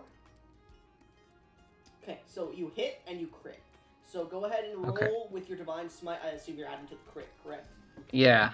Okay, so 1d... roll all that damage. 8... Plus... Plus, I think 2d8 for Divine Smite at first level, or is it 1? Yeah, it's first level. The extra damage is 2d8 for first level spell slot. Yeah. Okay. That doubled is 36. 36. Okay, you strike and break off one of the parts of its mandibles as it seems to almost fall backwards. 36, you said? It is looking rough. As you see, and then I'll say you take your hammer and grab it onto the mandible, breaking it off, but the force drags the creature down prone into the cart. So technically that next attack would be... Yeah, that next attack would be not a critical, but still just a hit. 8 regular damage. Bludgeoning. Bludgeoning damage, okay. You hit the creature. It's not dead yet. But it seems injured to all hell. It's writhing on the ground as you slam it again with your hammer. Yeah, well, I think that's all I can do. Well, actually, I could cast a cantrip, I think, right? No, I use my action to attack. What am I saying? I will stand in front of Gesh to defend him and end my turn. Alright. Ruby, it's your turn. Zeus, you're on deck. Where are the 2 nearest Onkeg? The nearest one that you know of is in the cart behind you 10 feet, which is starting to rush away without you. The 2 on top of the canyon are about 120, 140 feet up. So that's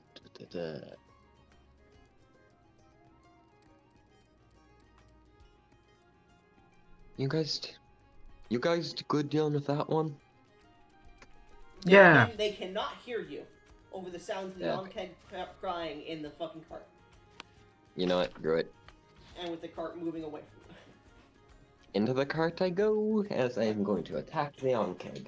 Alright, as the Onkeg's on the ground, go ahead and make your attack with advantage. Technically, advantage from flanking, advantage from, two people are flanking. So advantage from them, advantage from it being prone, that's 3 sources of advantage. So your critical range is down by 1. So if you have a 20 critical range, you have a 19 instead.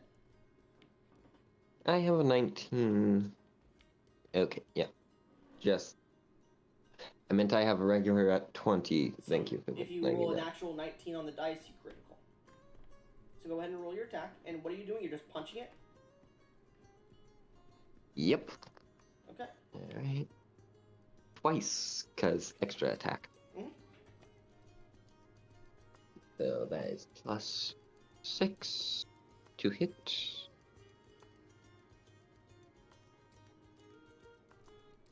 What?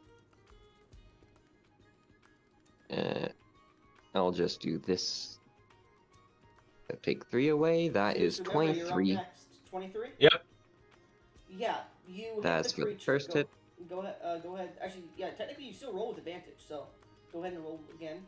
See if you get a natural 20 or not. I did the 2d20 thing for Oh, okay. the advantage thing. Okay. So next one. Well, hold up. Roll damage to see if you kill it first before you. Okay. If that would be a 19 to hit. Now. Slash. Roll. 1d6 plus 3. No, you won't kill it. So the second one, which is a 19, does hit as well. So go ahead and roll both of them. I don't care. Yeah. I assume 23 does not critical. Nope. Okay. 8 in the first. And then.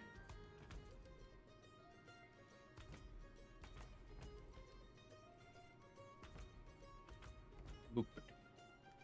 5 on the second. If Okay. it is not dead, I am going to flurry of blows. So you guys watch as jumping in to the cart, this elf lands, puts one of their feet just heel directly onto the on-keg, and you just see like a bit of its carapace just crumbles in as they grab the one remaining part of the pincers and just strips the head off of this on-keg as they kill it. The blood spurts all over you. I need everyone to make me a Constitution saving throw. We have +4. Even me, I assume. Well, we all have +4. Well, Fuck yeah! Everyone, actually, Eldrithin is in the cart too, so I need him to do it as well. Damook, you're up front, so the canvas just takes the acid. In fact, No! Oh wait, the +4. I have rolled a 15. okay, that's a success, I believe. I have an 18. Let me check. Let me check to see because I'm using the on kegs. Yeah. Opa. Yeah. 14 DC my is own. 13, so you're fine. And then I just Yeah, need I made Eldrithin it. to roll. I need Eldrithin to roll whenever. V. Dueling. Search. While we're waiting my turn, I'm having a nightmare of a time with the table. No, I just Lay need you to that roll. down. I need you to roll a con Lay, save. lay down your two head. Your Con two save? bed pieces. Yeah. With a +4. Nope. Fingers aren't going out. That box is though.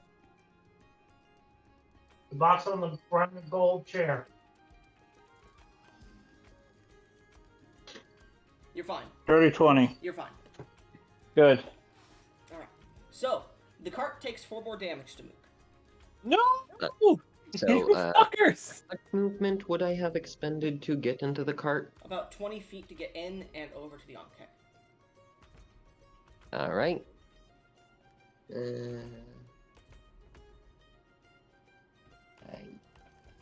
I do have a ranged weapon, but nah, I'm not gonna. Actually, yeah, I'm gonna pull out. And that will end my turn, as I am going to take bonus action dodge. Okay. Zeus. Well, Yes. you're gonna spend key points to do that. Yes, Okay. 1 key point. It is now your turn, Zeus. What would you like to do? Okay. So there are just on-kegs chasing the cart now, right? Yes. Or is it still one on top? On top of the canyons. The on-keg body that was on top has fallen into your cart. A Gotcha. bit of acid like splashed right behind you, like a drop went past your neck.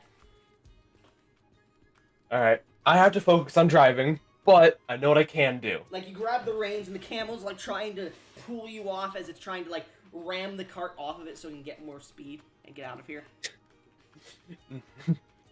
Alright. I'm going to cast. Hold on, let me see if I can cast at a higher level. No, there's no point to doing that. Okay. I'm going to cast a first level spell. I'm going to cast Speak with Animals. Okay.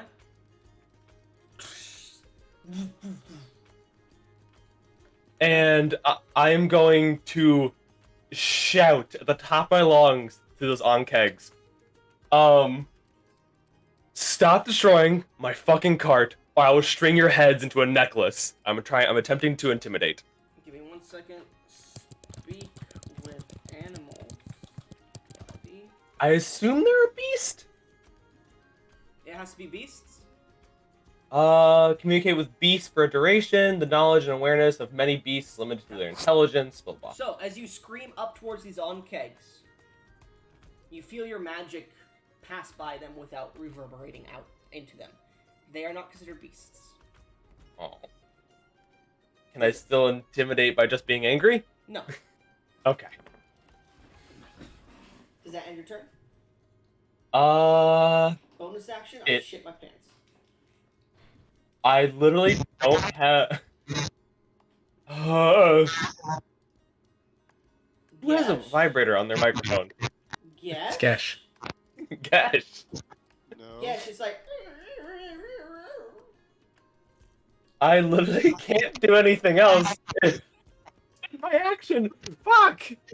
End of your turn, right? That ends everything, yeah. I don't know if V is here. If it's their turn?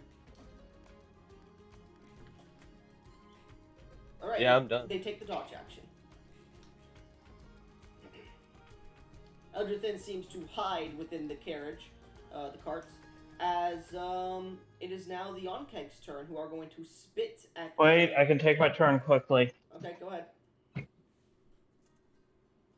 Tell me, how far away is the nearest one of these ants? 120 feet up.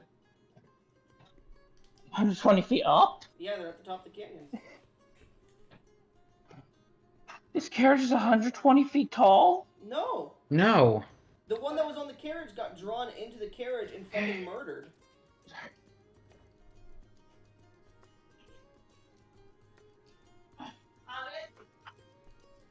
Give me a sec. Apparently I'm needed yet again. No, you can. Alright. We'll just... Should we just give him the dog action? Yeah, I'm just gonna give him the dodge action, because he has... Okay, I'm good now. I'm good now. Mm-hmm. So you said it's 120 feet. Yes. Okay. Let me pull my inventory. I have something for this. Specifically, a heavy crossbow. Okay.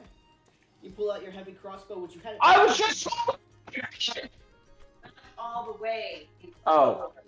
Sorry. Anyways, as I was saying, heavy crossbow. Range 100, 400. Okay.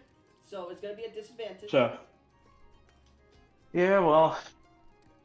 It'll be normal attack, actually. Okay. However, enemies will have advantage on attacking me until the end of until my next turn. Are you making it reckless or something? Yeah. Give me a second, because I'm pretty sure that's on melee attacks, or is it on all attacks?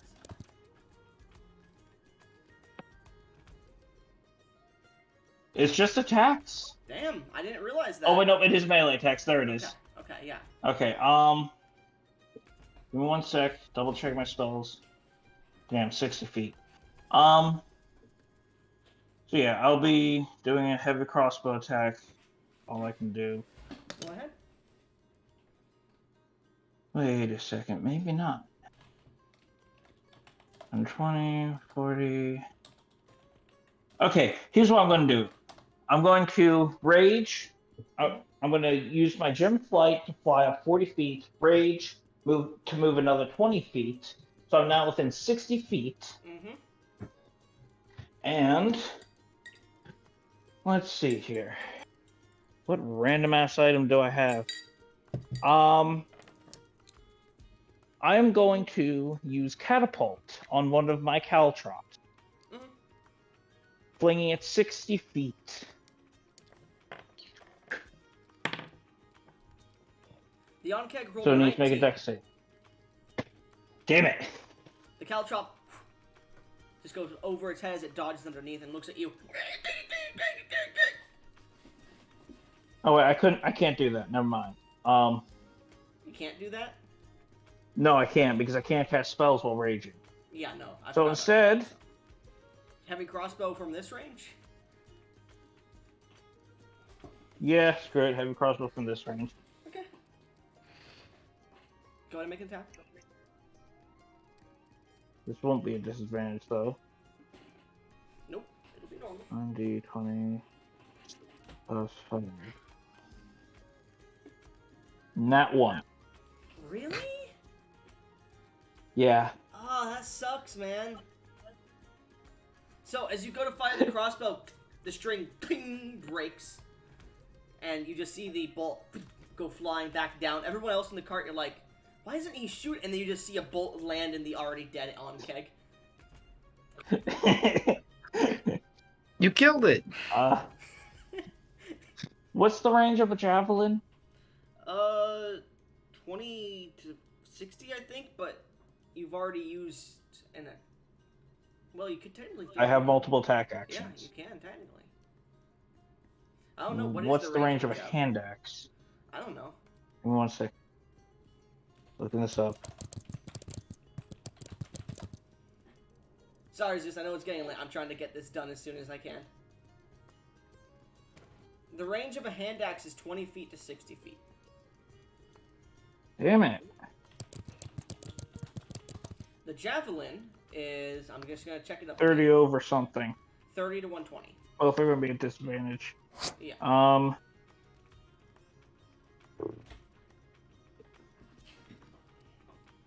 Can't you use your I gem will. 15-foot cone. breath? Believe me, that was my first thought. Yeah, we'll try javelin. Go ahead and make your attack with disadvantage.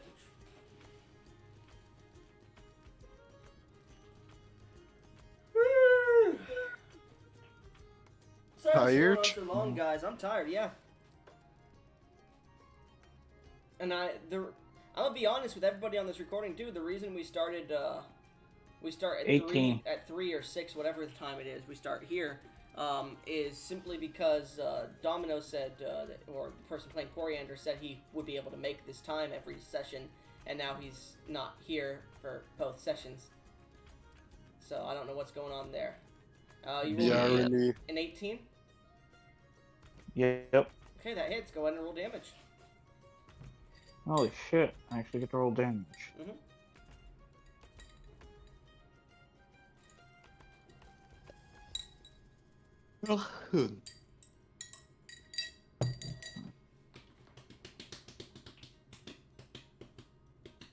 Seven damage. All right. It seems to take a bit of damage. The javelin is stuck in it now, Now that's my turn. and that'll end your turn. I've used my action and my bonus action. The two on kegs look directly at you as you're about 60 feet down, and they're both going to release this spew of acid towards you, and you need to make 2 dex saves. Dex saves, I have dexterity. advantage. Yep, on both. Unfortunately, I don't have the plus because I'm too far away. Let's see. 2 20 plus 2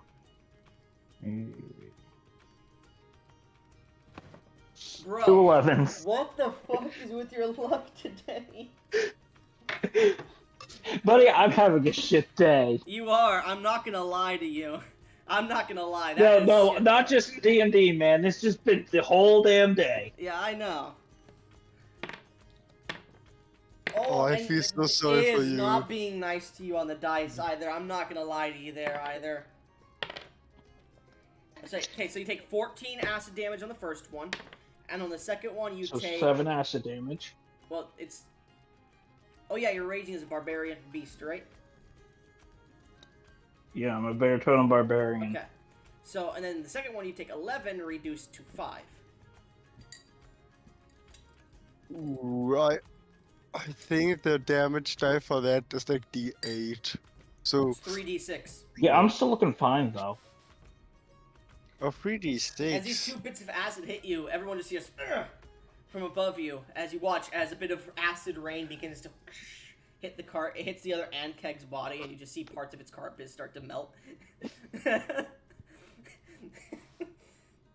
Anyways, the Ankegs are going to keep following the carriage too, not really paying too much mind to the barbarian. Actually, I'll say one of them is going to jump off the canyon to try and land on top of you. I need you to make an acrobatics check. And I'll give you advantage here because you are flying. A what check? Acrobatics. Acrobatics. Because you are flying. Oh god. Acrobatics at advantage. Alright.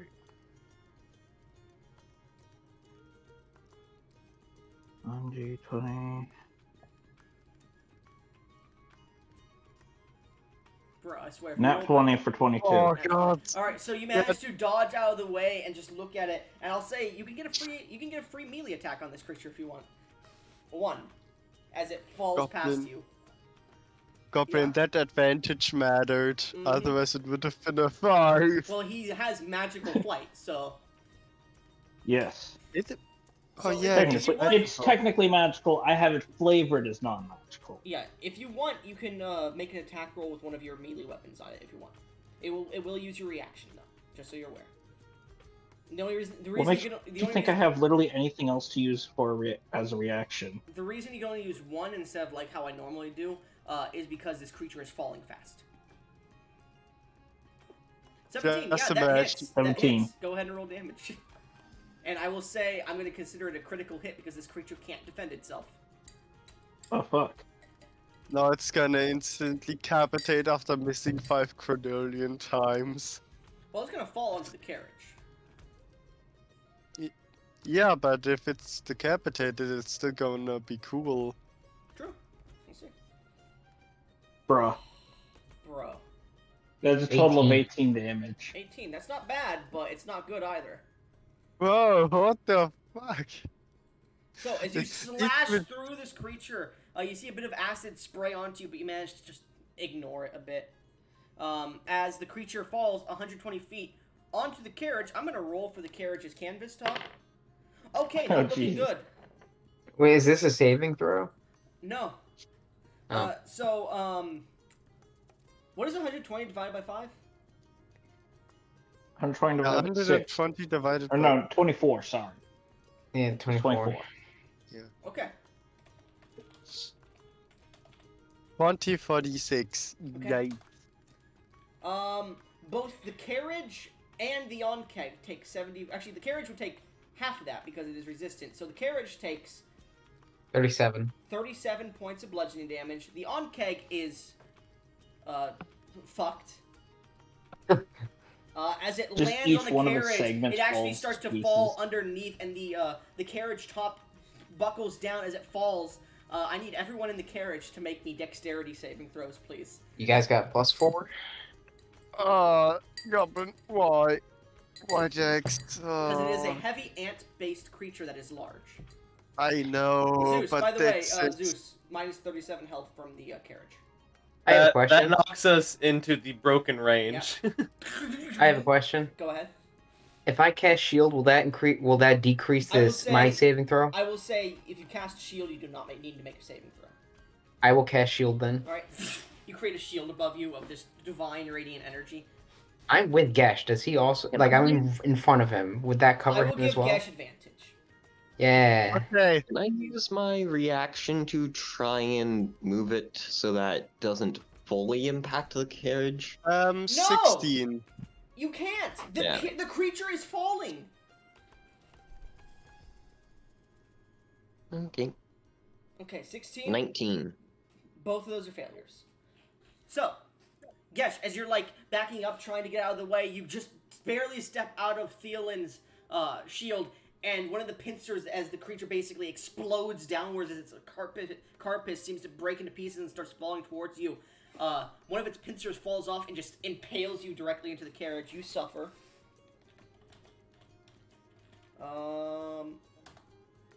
Actually, no, it wouldn't be 66. It would be 12d6. You suffer 55 points of piercing damage. Are you okay? God. Howdy. like Are you alive? You are pierced into the cart, and the pincer actually is so big that it goes through the cart into the dirt beneath you. And as the carriage seems to fall apart, almost you are stuck. Like so, I'll get to that actually. You, Ruby, suffer. Yeah, I have 15 hit points left. Okay, So good, you're 19. alive. Ruby, you Okay. suffer 41 points of bludgeoning damage as a bit of the carcass actually hits you and knocks you to the ground. As this happens, the entire cart falls, well, a bit of the cart's flooring falls apart underneath you, and you see Gesh is just held there as the pincer seems to tear through the cart, and he's just held aloft like 10 feet behind the cart, just stuck on this piercer, unable to touch the ground with his feet. While Thielen, you stand in the breaking down cart, looking up at the other Onkeg that's still alive. That ends the Onkeg's turns. Gesh, start of your turn. I need you to make me a Constitution saving throw. You have a +4.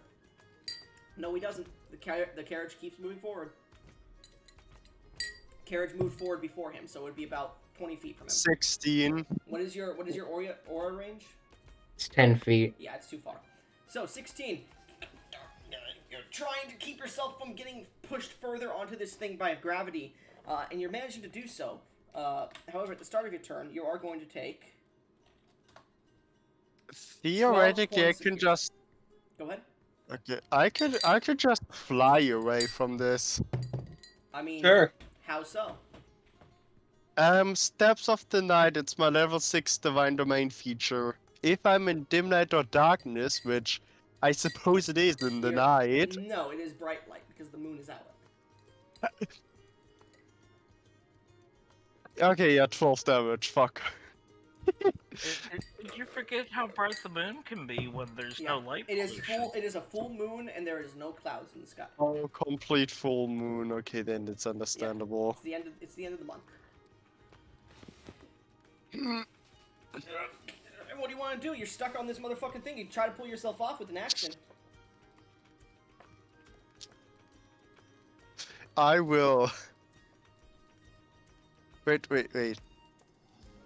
Yeah, I will try to just get myself off this. Make me an athletics check. That might kill. Hope you don't roll a natural 1. Why only natural one? It's. You spoke it into existence. Jinx it! You had to jinx it, you motherfucker! Yes, you're about to pull yourself off. You're like, yes, and blood starts to pour out of you and actually makes it slippier, and your hand slips, and you start to fall back down onto it even further than where you were before. You suffer another 32 points of piercing damage. Yeah, I'm down. Okay. I'm dying. I'm dying. Are you dead? You guys No. do see But instead that that. it has pierced through parts of his organs. You can just see bubbling blood just coming out of him. He is going to die very soon. He's going to have disadvantage on death saves because of his situation at the moment. But it is my turn, right? End of your turn, Gesh. Because death saves happen at the beginning of your turn. So, at this point, it is now whose turn? Let's see. My turn. Yeah, sure. Thielen. We moved. He's 20 feet behind me, right? He's about 30 feet from you specifically because you're about 10. All right, great. That will use all of my movement. I'm gonna rush over to him. All right, you jump off the cart. Make me an acrobatics check. Acrobatics. Give me. What's my acrobat? That is just a +0. But you Come have on. to. You're in plate mail. 7. You land, like, you go to jump, but then, like, your foot hits one of these ropes of bells, and you just face first hit the ground as the carriage continues to drag you with it. What?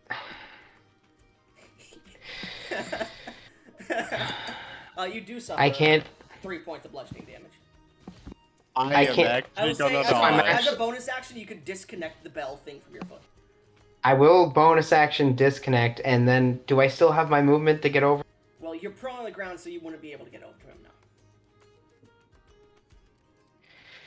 Why are you fucking. You want this character to die? I do. Hold on. I thought we all agreed that only. Ah, good night. Good night, sweet prince. No, Shut the not fuck good. up. Good night, sweet pins. Give me a second. I believe next would be who? I think it's Zeus, right? Next. Yeah, No, no, Ruby. Ruby is next, and then Zeus is on deck after that. So, what are you doing, my friend? I'm trying to You see. basically cut this rope off the ground, and you're about 20 feet, well, about 10 feet from Gesh at this point.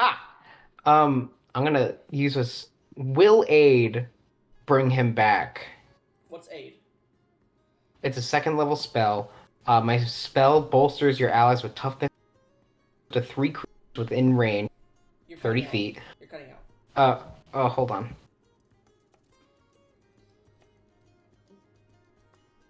Okay, so aid is a second level spell, and my spell bolsters my allies with toughness and resolve. Choose up to 3 creatures within my range, and the range of the spell is 30 feet. And each of my target's hit point maximum and current hit points increases by 5 for the duration. It would bring him back to consciousness, but it would not heal the wound of the large fucking critical placed ant fucking thing in his chest, which is causing. But would he have to make a death save throw? Not on this next turn. I think that's worth it. So I'm gonna cast aid, target Gesh, and I guess Yourself. Ruby if they're in myself and Ruby if they're in range. Okay, Ruby is covered in like car piss and like cavernous hide, and they're like trying to struggle out of it, but they're like prone on the ground inside the cart. Yeah, I'll say. In fact, she got knocked I'll off the have to use cart. an on keg. And an on-keg is like 10 to 15 feet tall. And they are Heavy. They are pretty heavy. It's more so that this thing came down with such a force that it knocked you off your feet. The cabin's hide that was holding it wrapped around you. You fell off and got tangled into the bell thing as well. And after he cut it, you're now being dragged like 10 feet behind the fucking carriage with these bells as you're like wrapped in this hide with this on-keg that's dead. So, how much did I lose any movement when I fell over and face planted? You used about 20 feet. It would take about 15 feet to get up from. Actually, it would take half your movement to get up, so you'd only be able to get 5 feet closer, which would put you 5 from Gesh. So you wouldn't be able to touch him or anything. Yeah, I'll just do that. I'll get up, use 15 feet of my movement to get up, and then move 5 feet forward. I'm 5 feet away from you, Gesh. You just gotta wait for me. So like you stand up and like that. It kind of pulled your foot out a little bit from its socket. So Yeah, you're trying to like get it back in while you step forward. I'm also a little dazed from face planting into the ground. Like Everyone else in I the carriage stumble a just bit. heard. Everyone else in the carriage just heard. Fuck. You heard a And like a fuck. ow, son of a. Yeah. As I hold my when someone's talking with their hand over their mouth and like, Yeah. you hear that. Anyways, Ruby, it's now your turn. As you're wrapped in this hide, barely able to move, restrained by it, with this on-keg's like flesh and everything all over you. As you're very injured and like dazed, being dragged by the cart behind it, as your foot's tied with fucking bells. Going to use my bonus action to use my face step to move the on-keg like 30 feet behind the cart. Do you need to be able to see the square? What? Do you need to be able to see the square? I need to be able to see within 30 feet to move it, yeah. So you cannot do that because you're restrained, covered in this fucking shit. I'm blinded? You are, as I said, you are covered in this hide and on-keg creature to the point where you can't really see shit. You are restrained by this shit. You're wrapped up as if someone put you in a blanket or rug and threw you into a river, basically. Okay. Yeah. So, I will say, I will allow it this one time. But in the future, you gotta remember that. So, I'll say, like, you look around and you just see a tiny little cut in this, hide, and you just... The on-keg goes flying, but you're still, like, trying to get out of this, but your foot's wrapped in bells. What do you want to do on your turn? Alright, I'm going to... I will say bonus action to cut the bells if you have a dagger. it was a bonus action to teleport the on-keg. So you could use your action to cut the bells off if you want. Yeah. Okay. Yeah, I'll do it. I'll cut him off. Okay. You just take the dagger and cling, as you stop getting dragged. And it's a good thing, because if you got back to initiative 20, you're gonna get slammed to a fucking wall. Anyways, as you cut off and you just start coming to a slide and stop on the ground, you just wonder why you even came to do this job. Do you want to stand At this up? point, I think Yeah, I'm at this point, gonna everybody stand up. You push a bunch of this stuff off you and you stand up. You have half your movement left if you would like to take it. So 45, so I have 20 feet of movement left. Okay. Yeah. In which direction is the on-keg for me to move to get right below it? The one still on the wall? Up and to the right. And it is 120 feet up. Alright. I don't have that ability yet, so never mind. I'll move right beneath it on the wall. Oh, that's the wrong channel. Well, right up to the wall. Alright, you get up Right to the beneath wall. it. Push into the sand. That ends your turn? Yes. Zeus, it's your turn with V on deck. Zeus, Yes. it is your turn with V on deck. Okay. The Yeah, cart I is don't know moving. how far anything is, so I'll be asking that first thing. Yeah, depending on the answers, I have plans. Zeus, Okay. Zeus, one of your friends got impaled and dragged out the back of the cart. One of your friends got hit, the hide covered them, they got dragged out the back of the cart, and got strung up on bells as the cart kept pulling them along. As you look back and see this, and they cut the bells off. The other one, who went to go save them, both tripped on the bells, got tied by them, hit the ground, and started getting dragged by it, cut those off as well. Fucking bells. You know how expensive those things are? Ugh. You know how useless they are. Okay, what do you mean useless? I knew exactly when one of you guys were trying to sneak up on me on my cart. Oh, I'm dying right now because of them. Good. That's the point of them. To kill intruders and get you an intruder. I was just about to post that, Gesh. You fuck.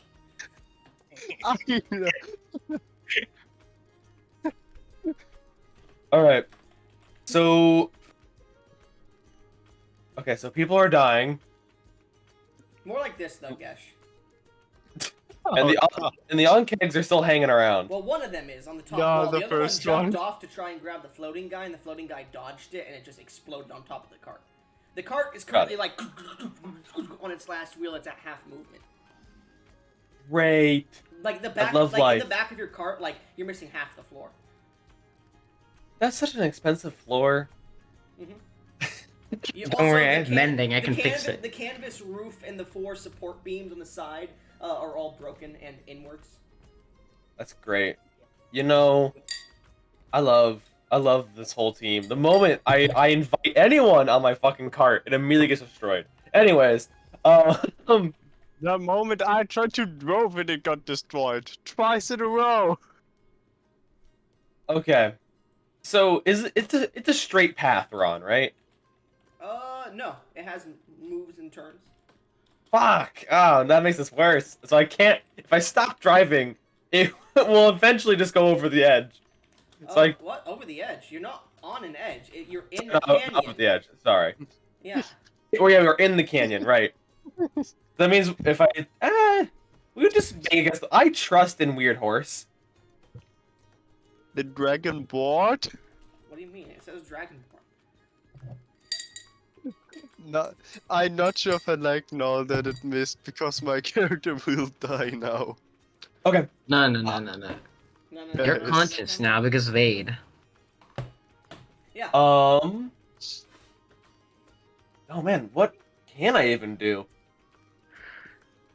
Okay, Like Gesh's character is looking up at the sky as he's watching, like as he comes back to life. Gesh, you're watching as like some of your organs are being pulled out of you, stringing up on this on-keg's fucking pincer. You are not. I'm looking gonna good. kill the. I'm gonna kill that on-keg. Young King is It's dead. already dead. Oh yeah, it's already is dead. Right. I'm gonna make it more dead. All right, so we're still being chased by one of the Onkegs. Okay. Yeah. Fuck. Okay. Is there? I would have to either make the thing go faster. Okay, I'm going to. Is there anyone that could take the reins for me right now? I'm guessing no. Not really. That's what I thought. Okay.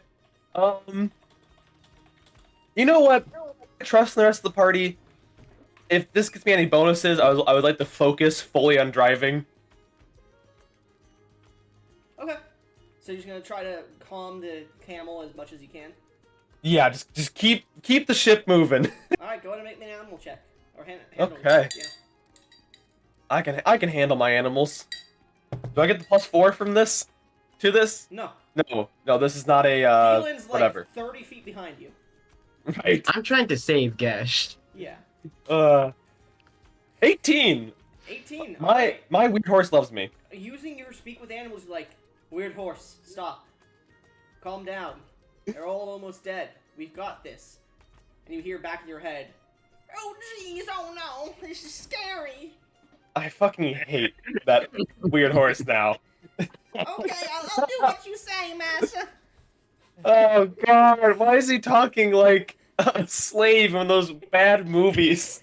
Alright, I'll calm down now. He's talking like a Boondocks character. Maybe he is. Welcome for the God. red Oh dragonborn. god, not God, weird, it's a Lord, my voice name's- actor in the Boondocks. My name's Jamira. Oh god, no, thanks, weird horse. I love you, weird horse. It's Jamira. Anyways, that ends your turn. Look at me. You start to get it in a nice swing, so you can move the cart on your turn or you could decide whether the cart moves on initiative 20 or not. Anyways, V, it's your turn.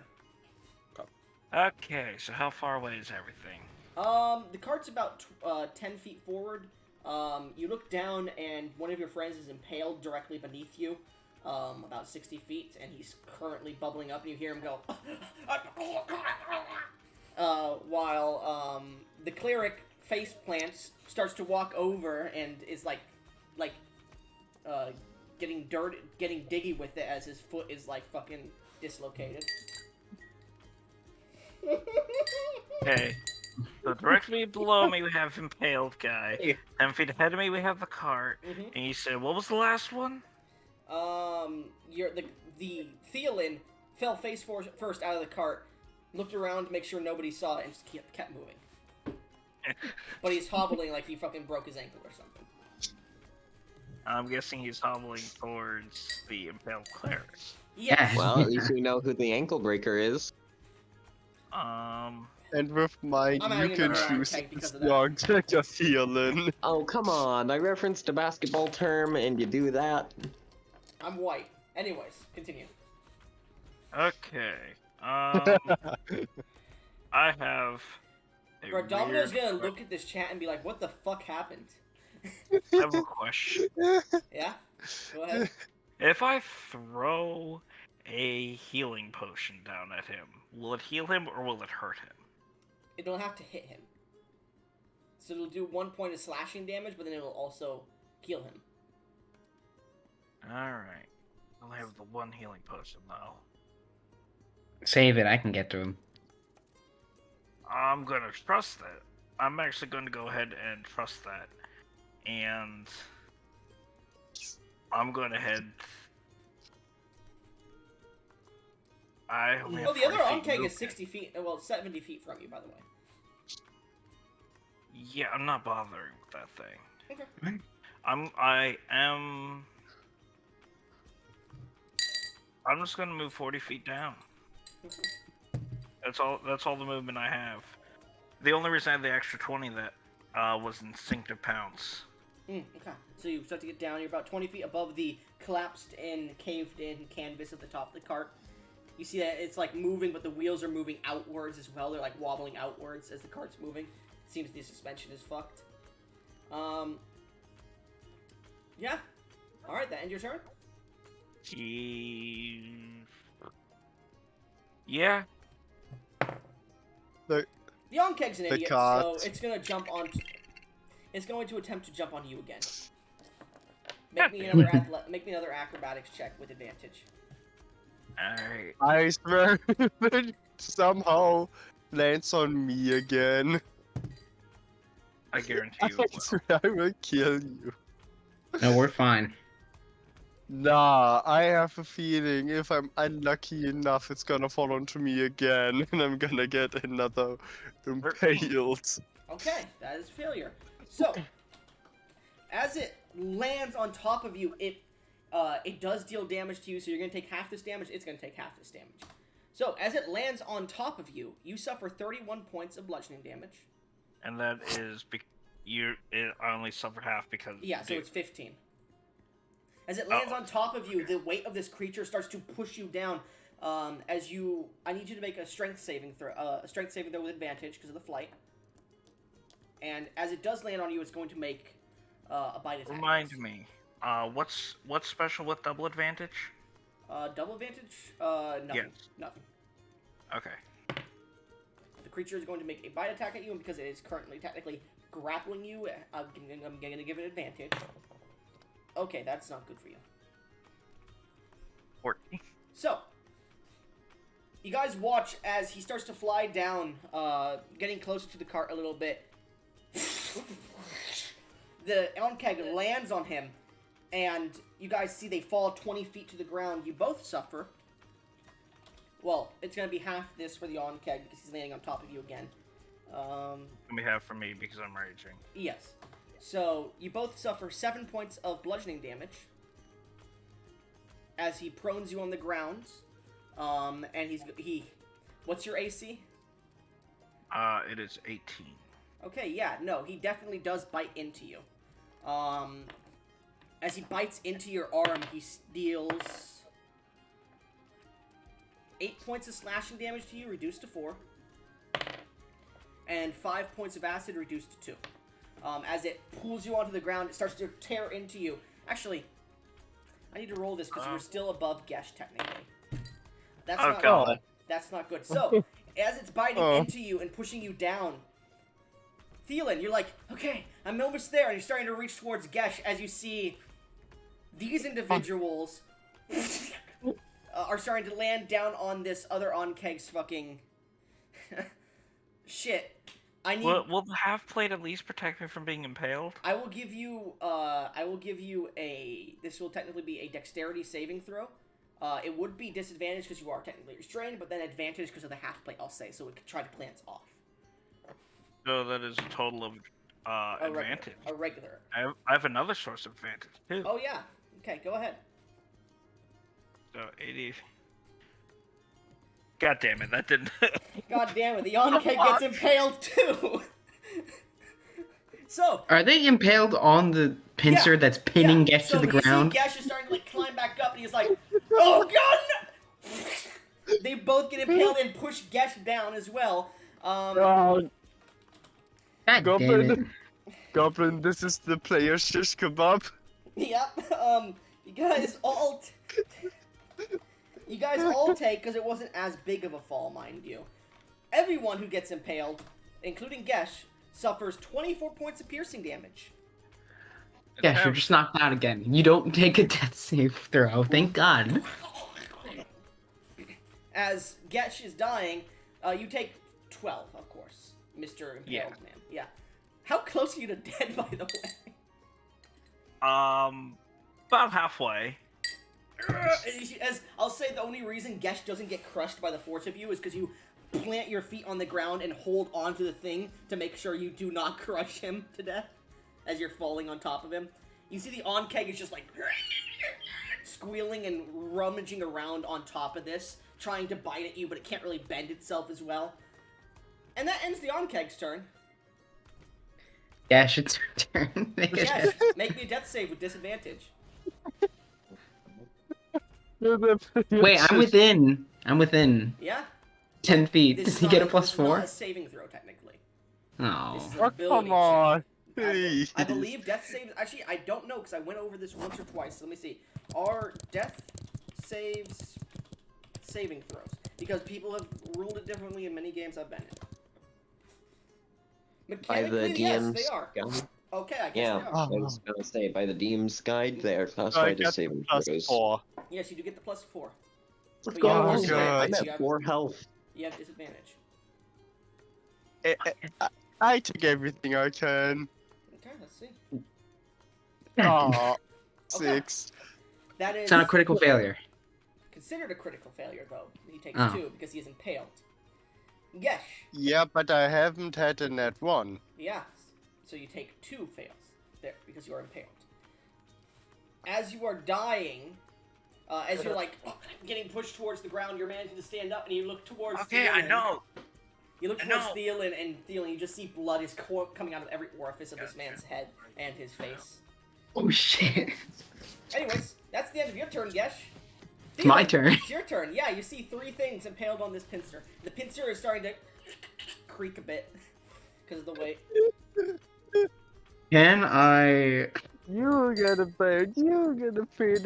Mind Everybody you, gets you a don't have any payout. more. You don't have any more hands of healing things anymore because I do not, but I do have cure wounds. You And a healing potion because Let's of see. the archetype.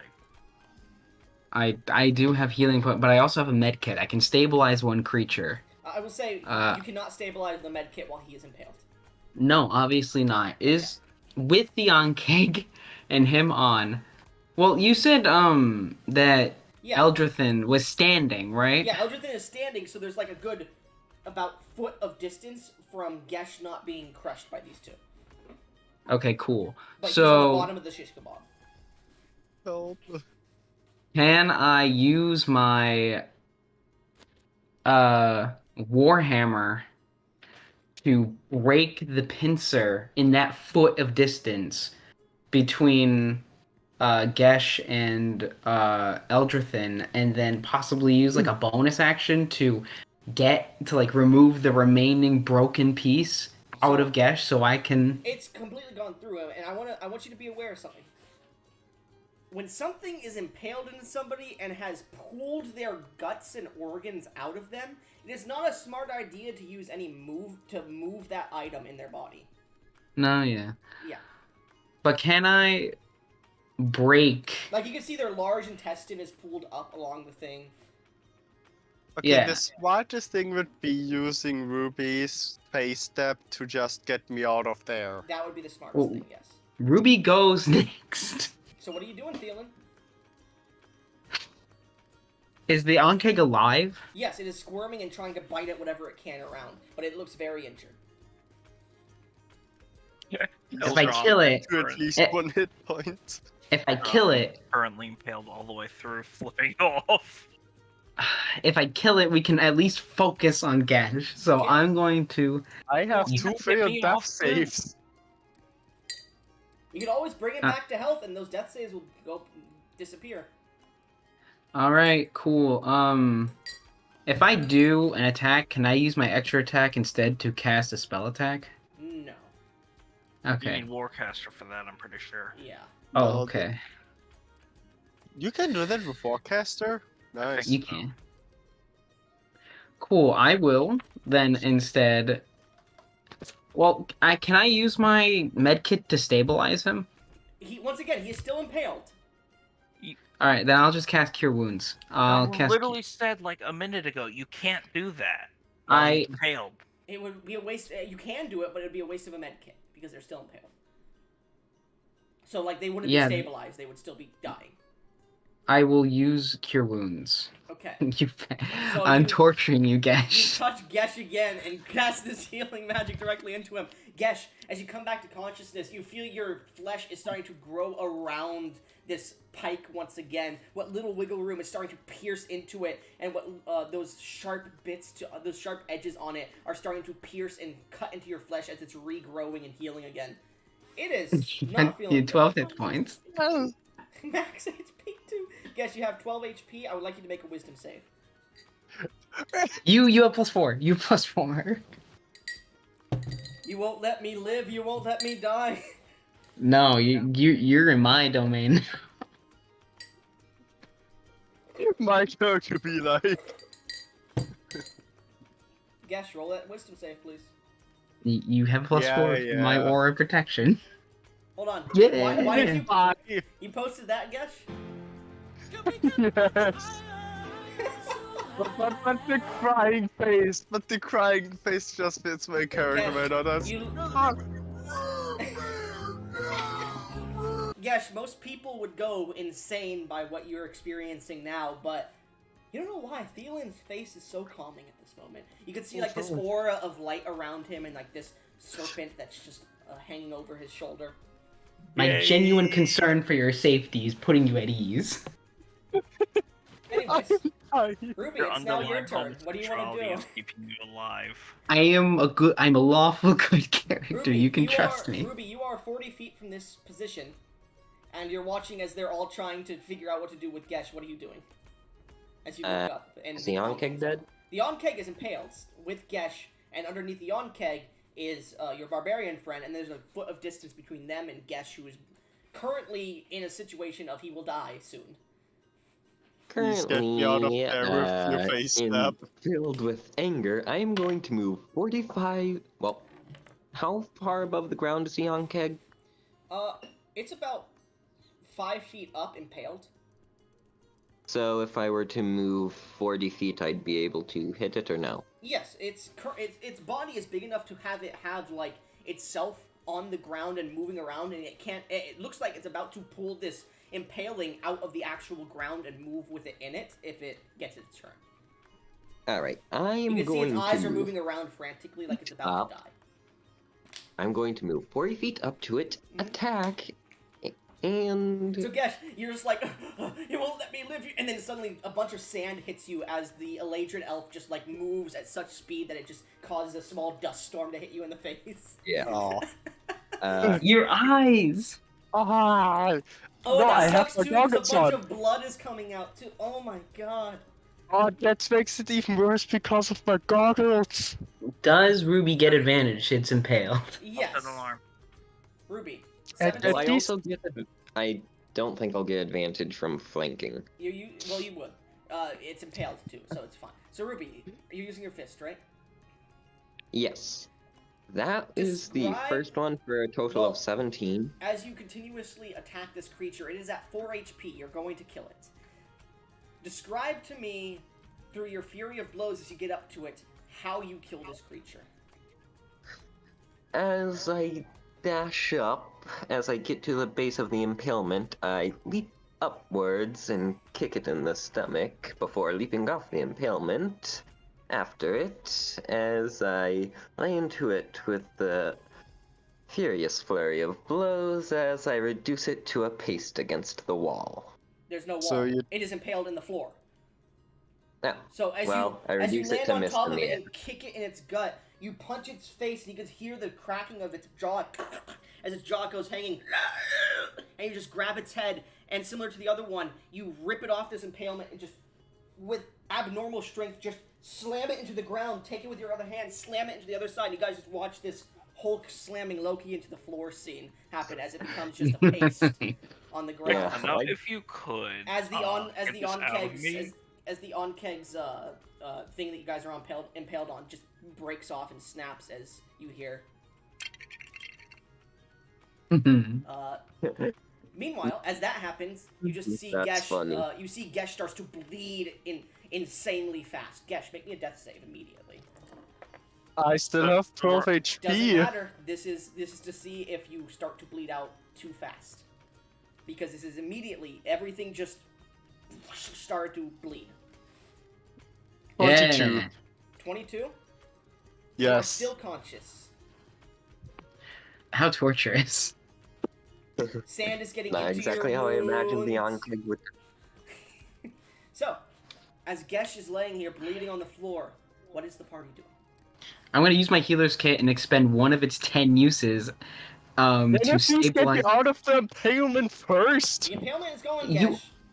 It's Okay. gone, so I'm God. stabilizing I you would like with to one of my Please. 10. Make me a medicine check to see if you can do it with one. I will say this. You get a bonus if you use more than one of +5 for each one that you use. I will give. I'll use 2 uses then, Okay. so I get a +5 from that, You get or do I 10. get +10? Well, hold on. Okay, You said with you're my using 2 uses in total or 3 uses in total? 2 uses in total. Okay, you get a +5 then. So medicine check +5 extra. You know what? I I'm will not gonna give him risk it. I'll do. advantage by I'll do. pointing out what he needs to do. Yeah. I'm pretty sure it's obvious what I need to So do. you're spending 2 or 3. I'll spend 3, get the +10, and with my regular bonus is a +4, so I'm gonna 1d20 plus 14. Ooh. Nat 20, I will 34. because I have proficiency in medicine. No, it doesn't matter. I have a plus So 20. as you're like, oh fuck, let me get some of this dirt off, you watch as Thielen just gets up and you see him, within seconds, just grabs a few of the wounds within Gesh, stuffs his organs back into his body, which hurts like shit, takes his spleen and just wraps it with, like, this strange fish wire that he has, his spine, to make sure it's not broken anymore. And then you see him, like, just start to take a bunch of gauze and just stick it in. Guess you're not sure how, but the bleeding is stopped for the moment. I am working with I'll maximum say, efficiency. As you're doing this, you are pouring just a tiny bit of divine mana in. Not too much, but just a little bit to aid you. Goblin, the last week for my the last few days for my character. Got stepped on by a big dommy mommy. Anyways. Moving with maximum efficiency. Eldrothan is going to get up and brush himself off. Well, I'm gonna, as I'm Wanna know how I patching up, imagined I killed? Give me a second. What are you saying here, Thielen? as I'm patching, as soon as I finish patching up Gesh, can I like stick my hand out onto Eldrathan and cast Cure Wounds? You can. Yeah, So- you get Cure Wounds at 2nd level. Just go ahead and roll that. What are you doing, Ruby?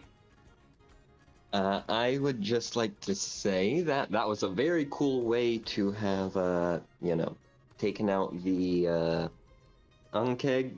I imagined it differently, but very nice.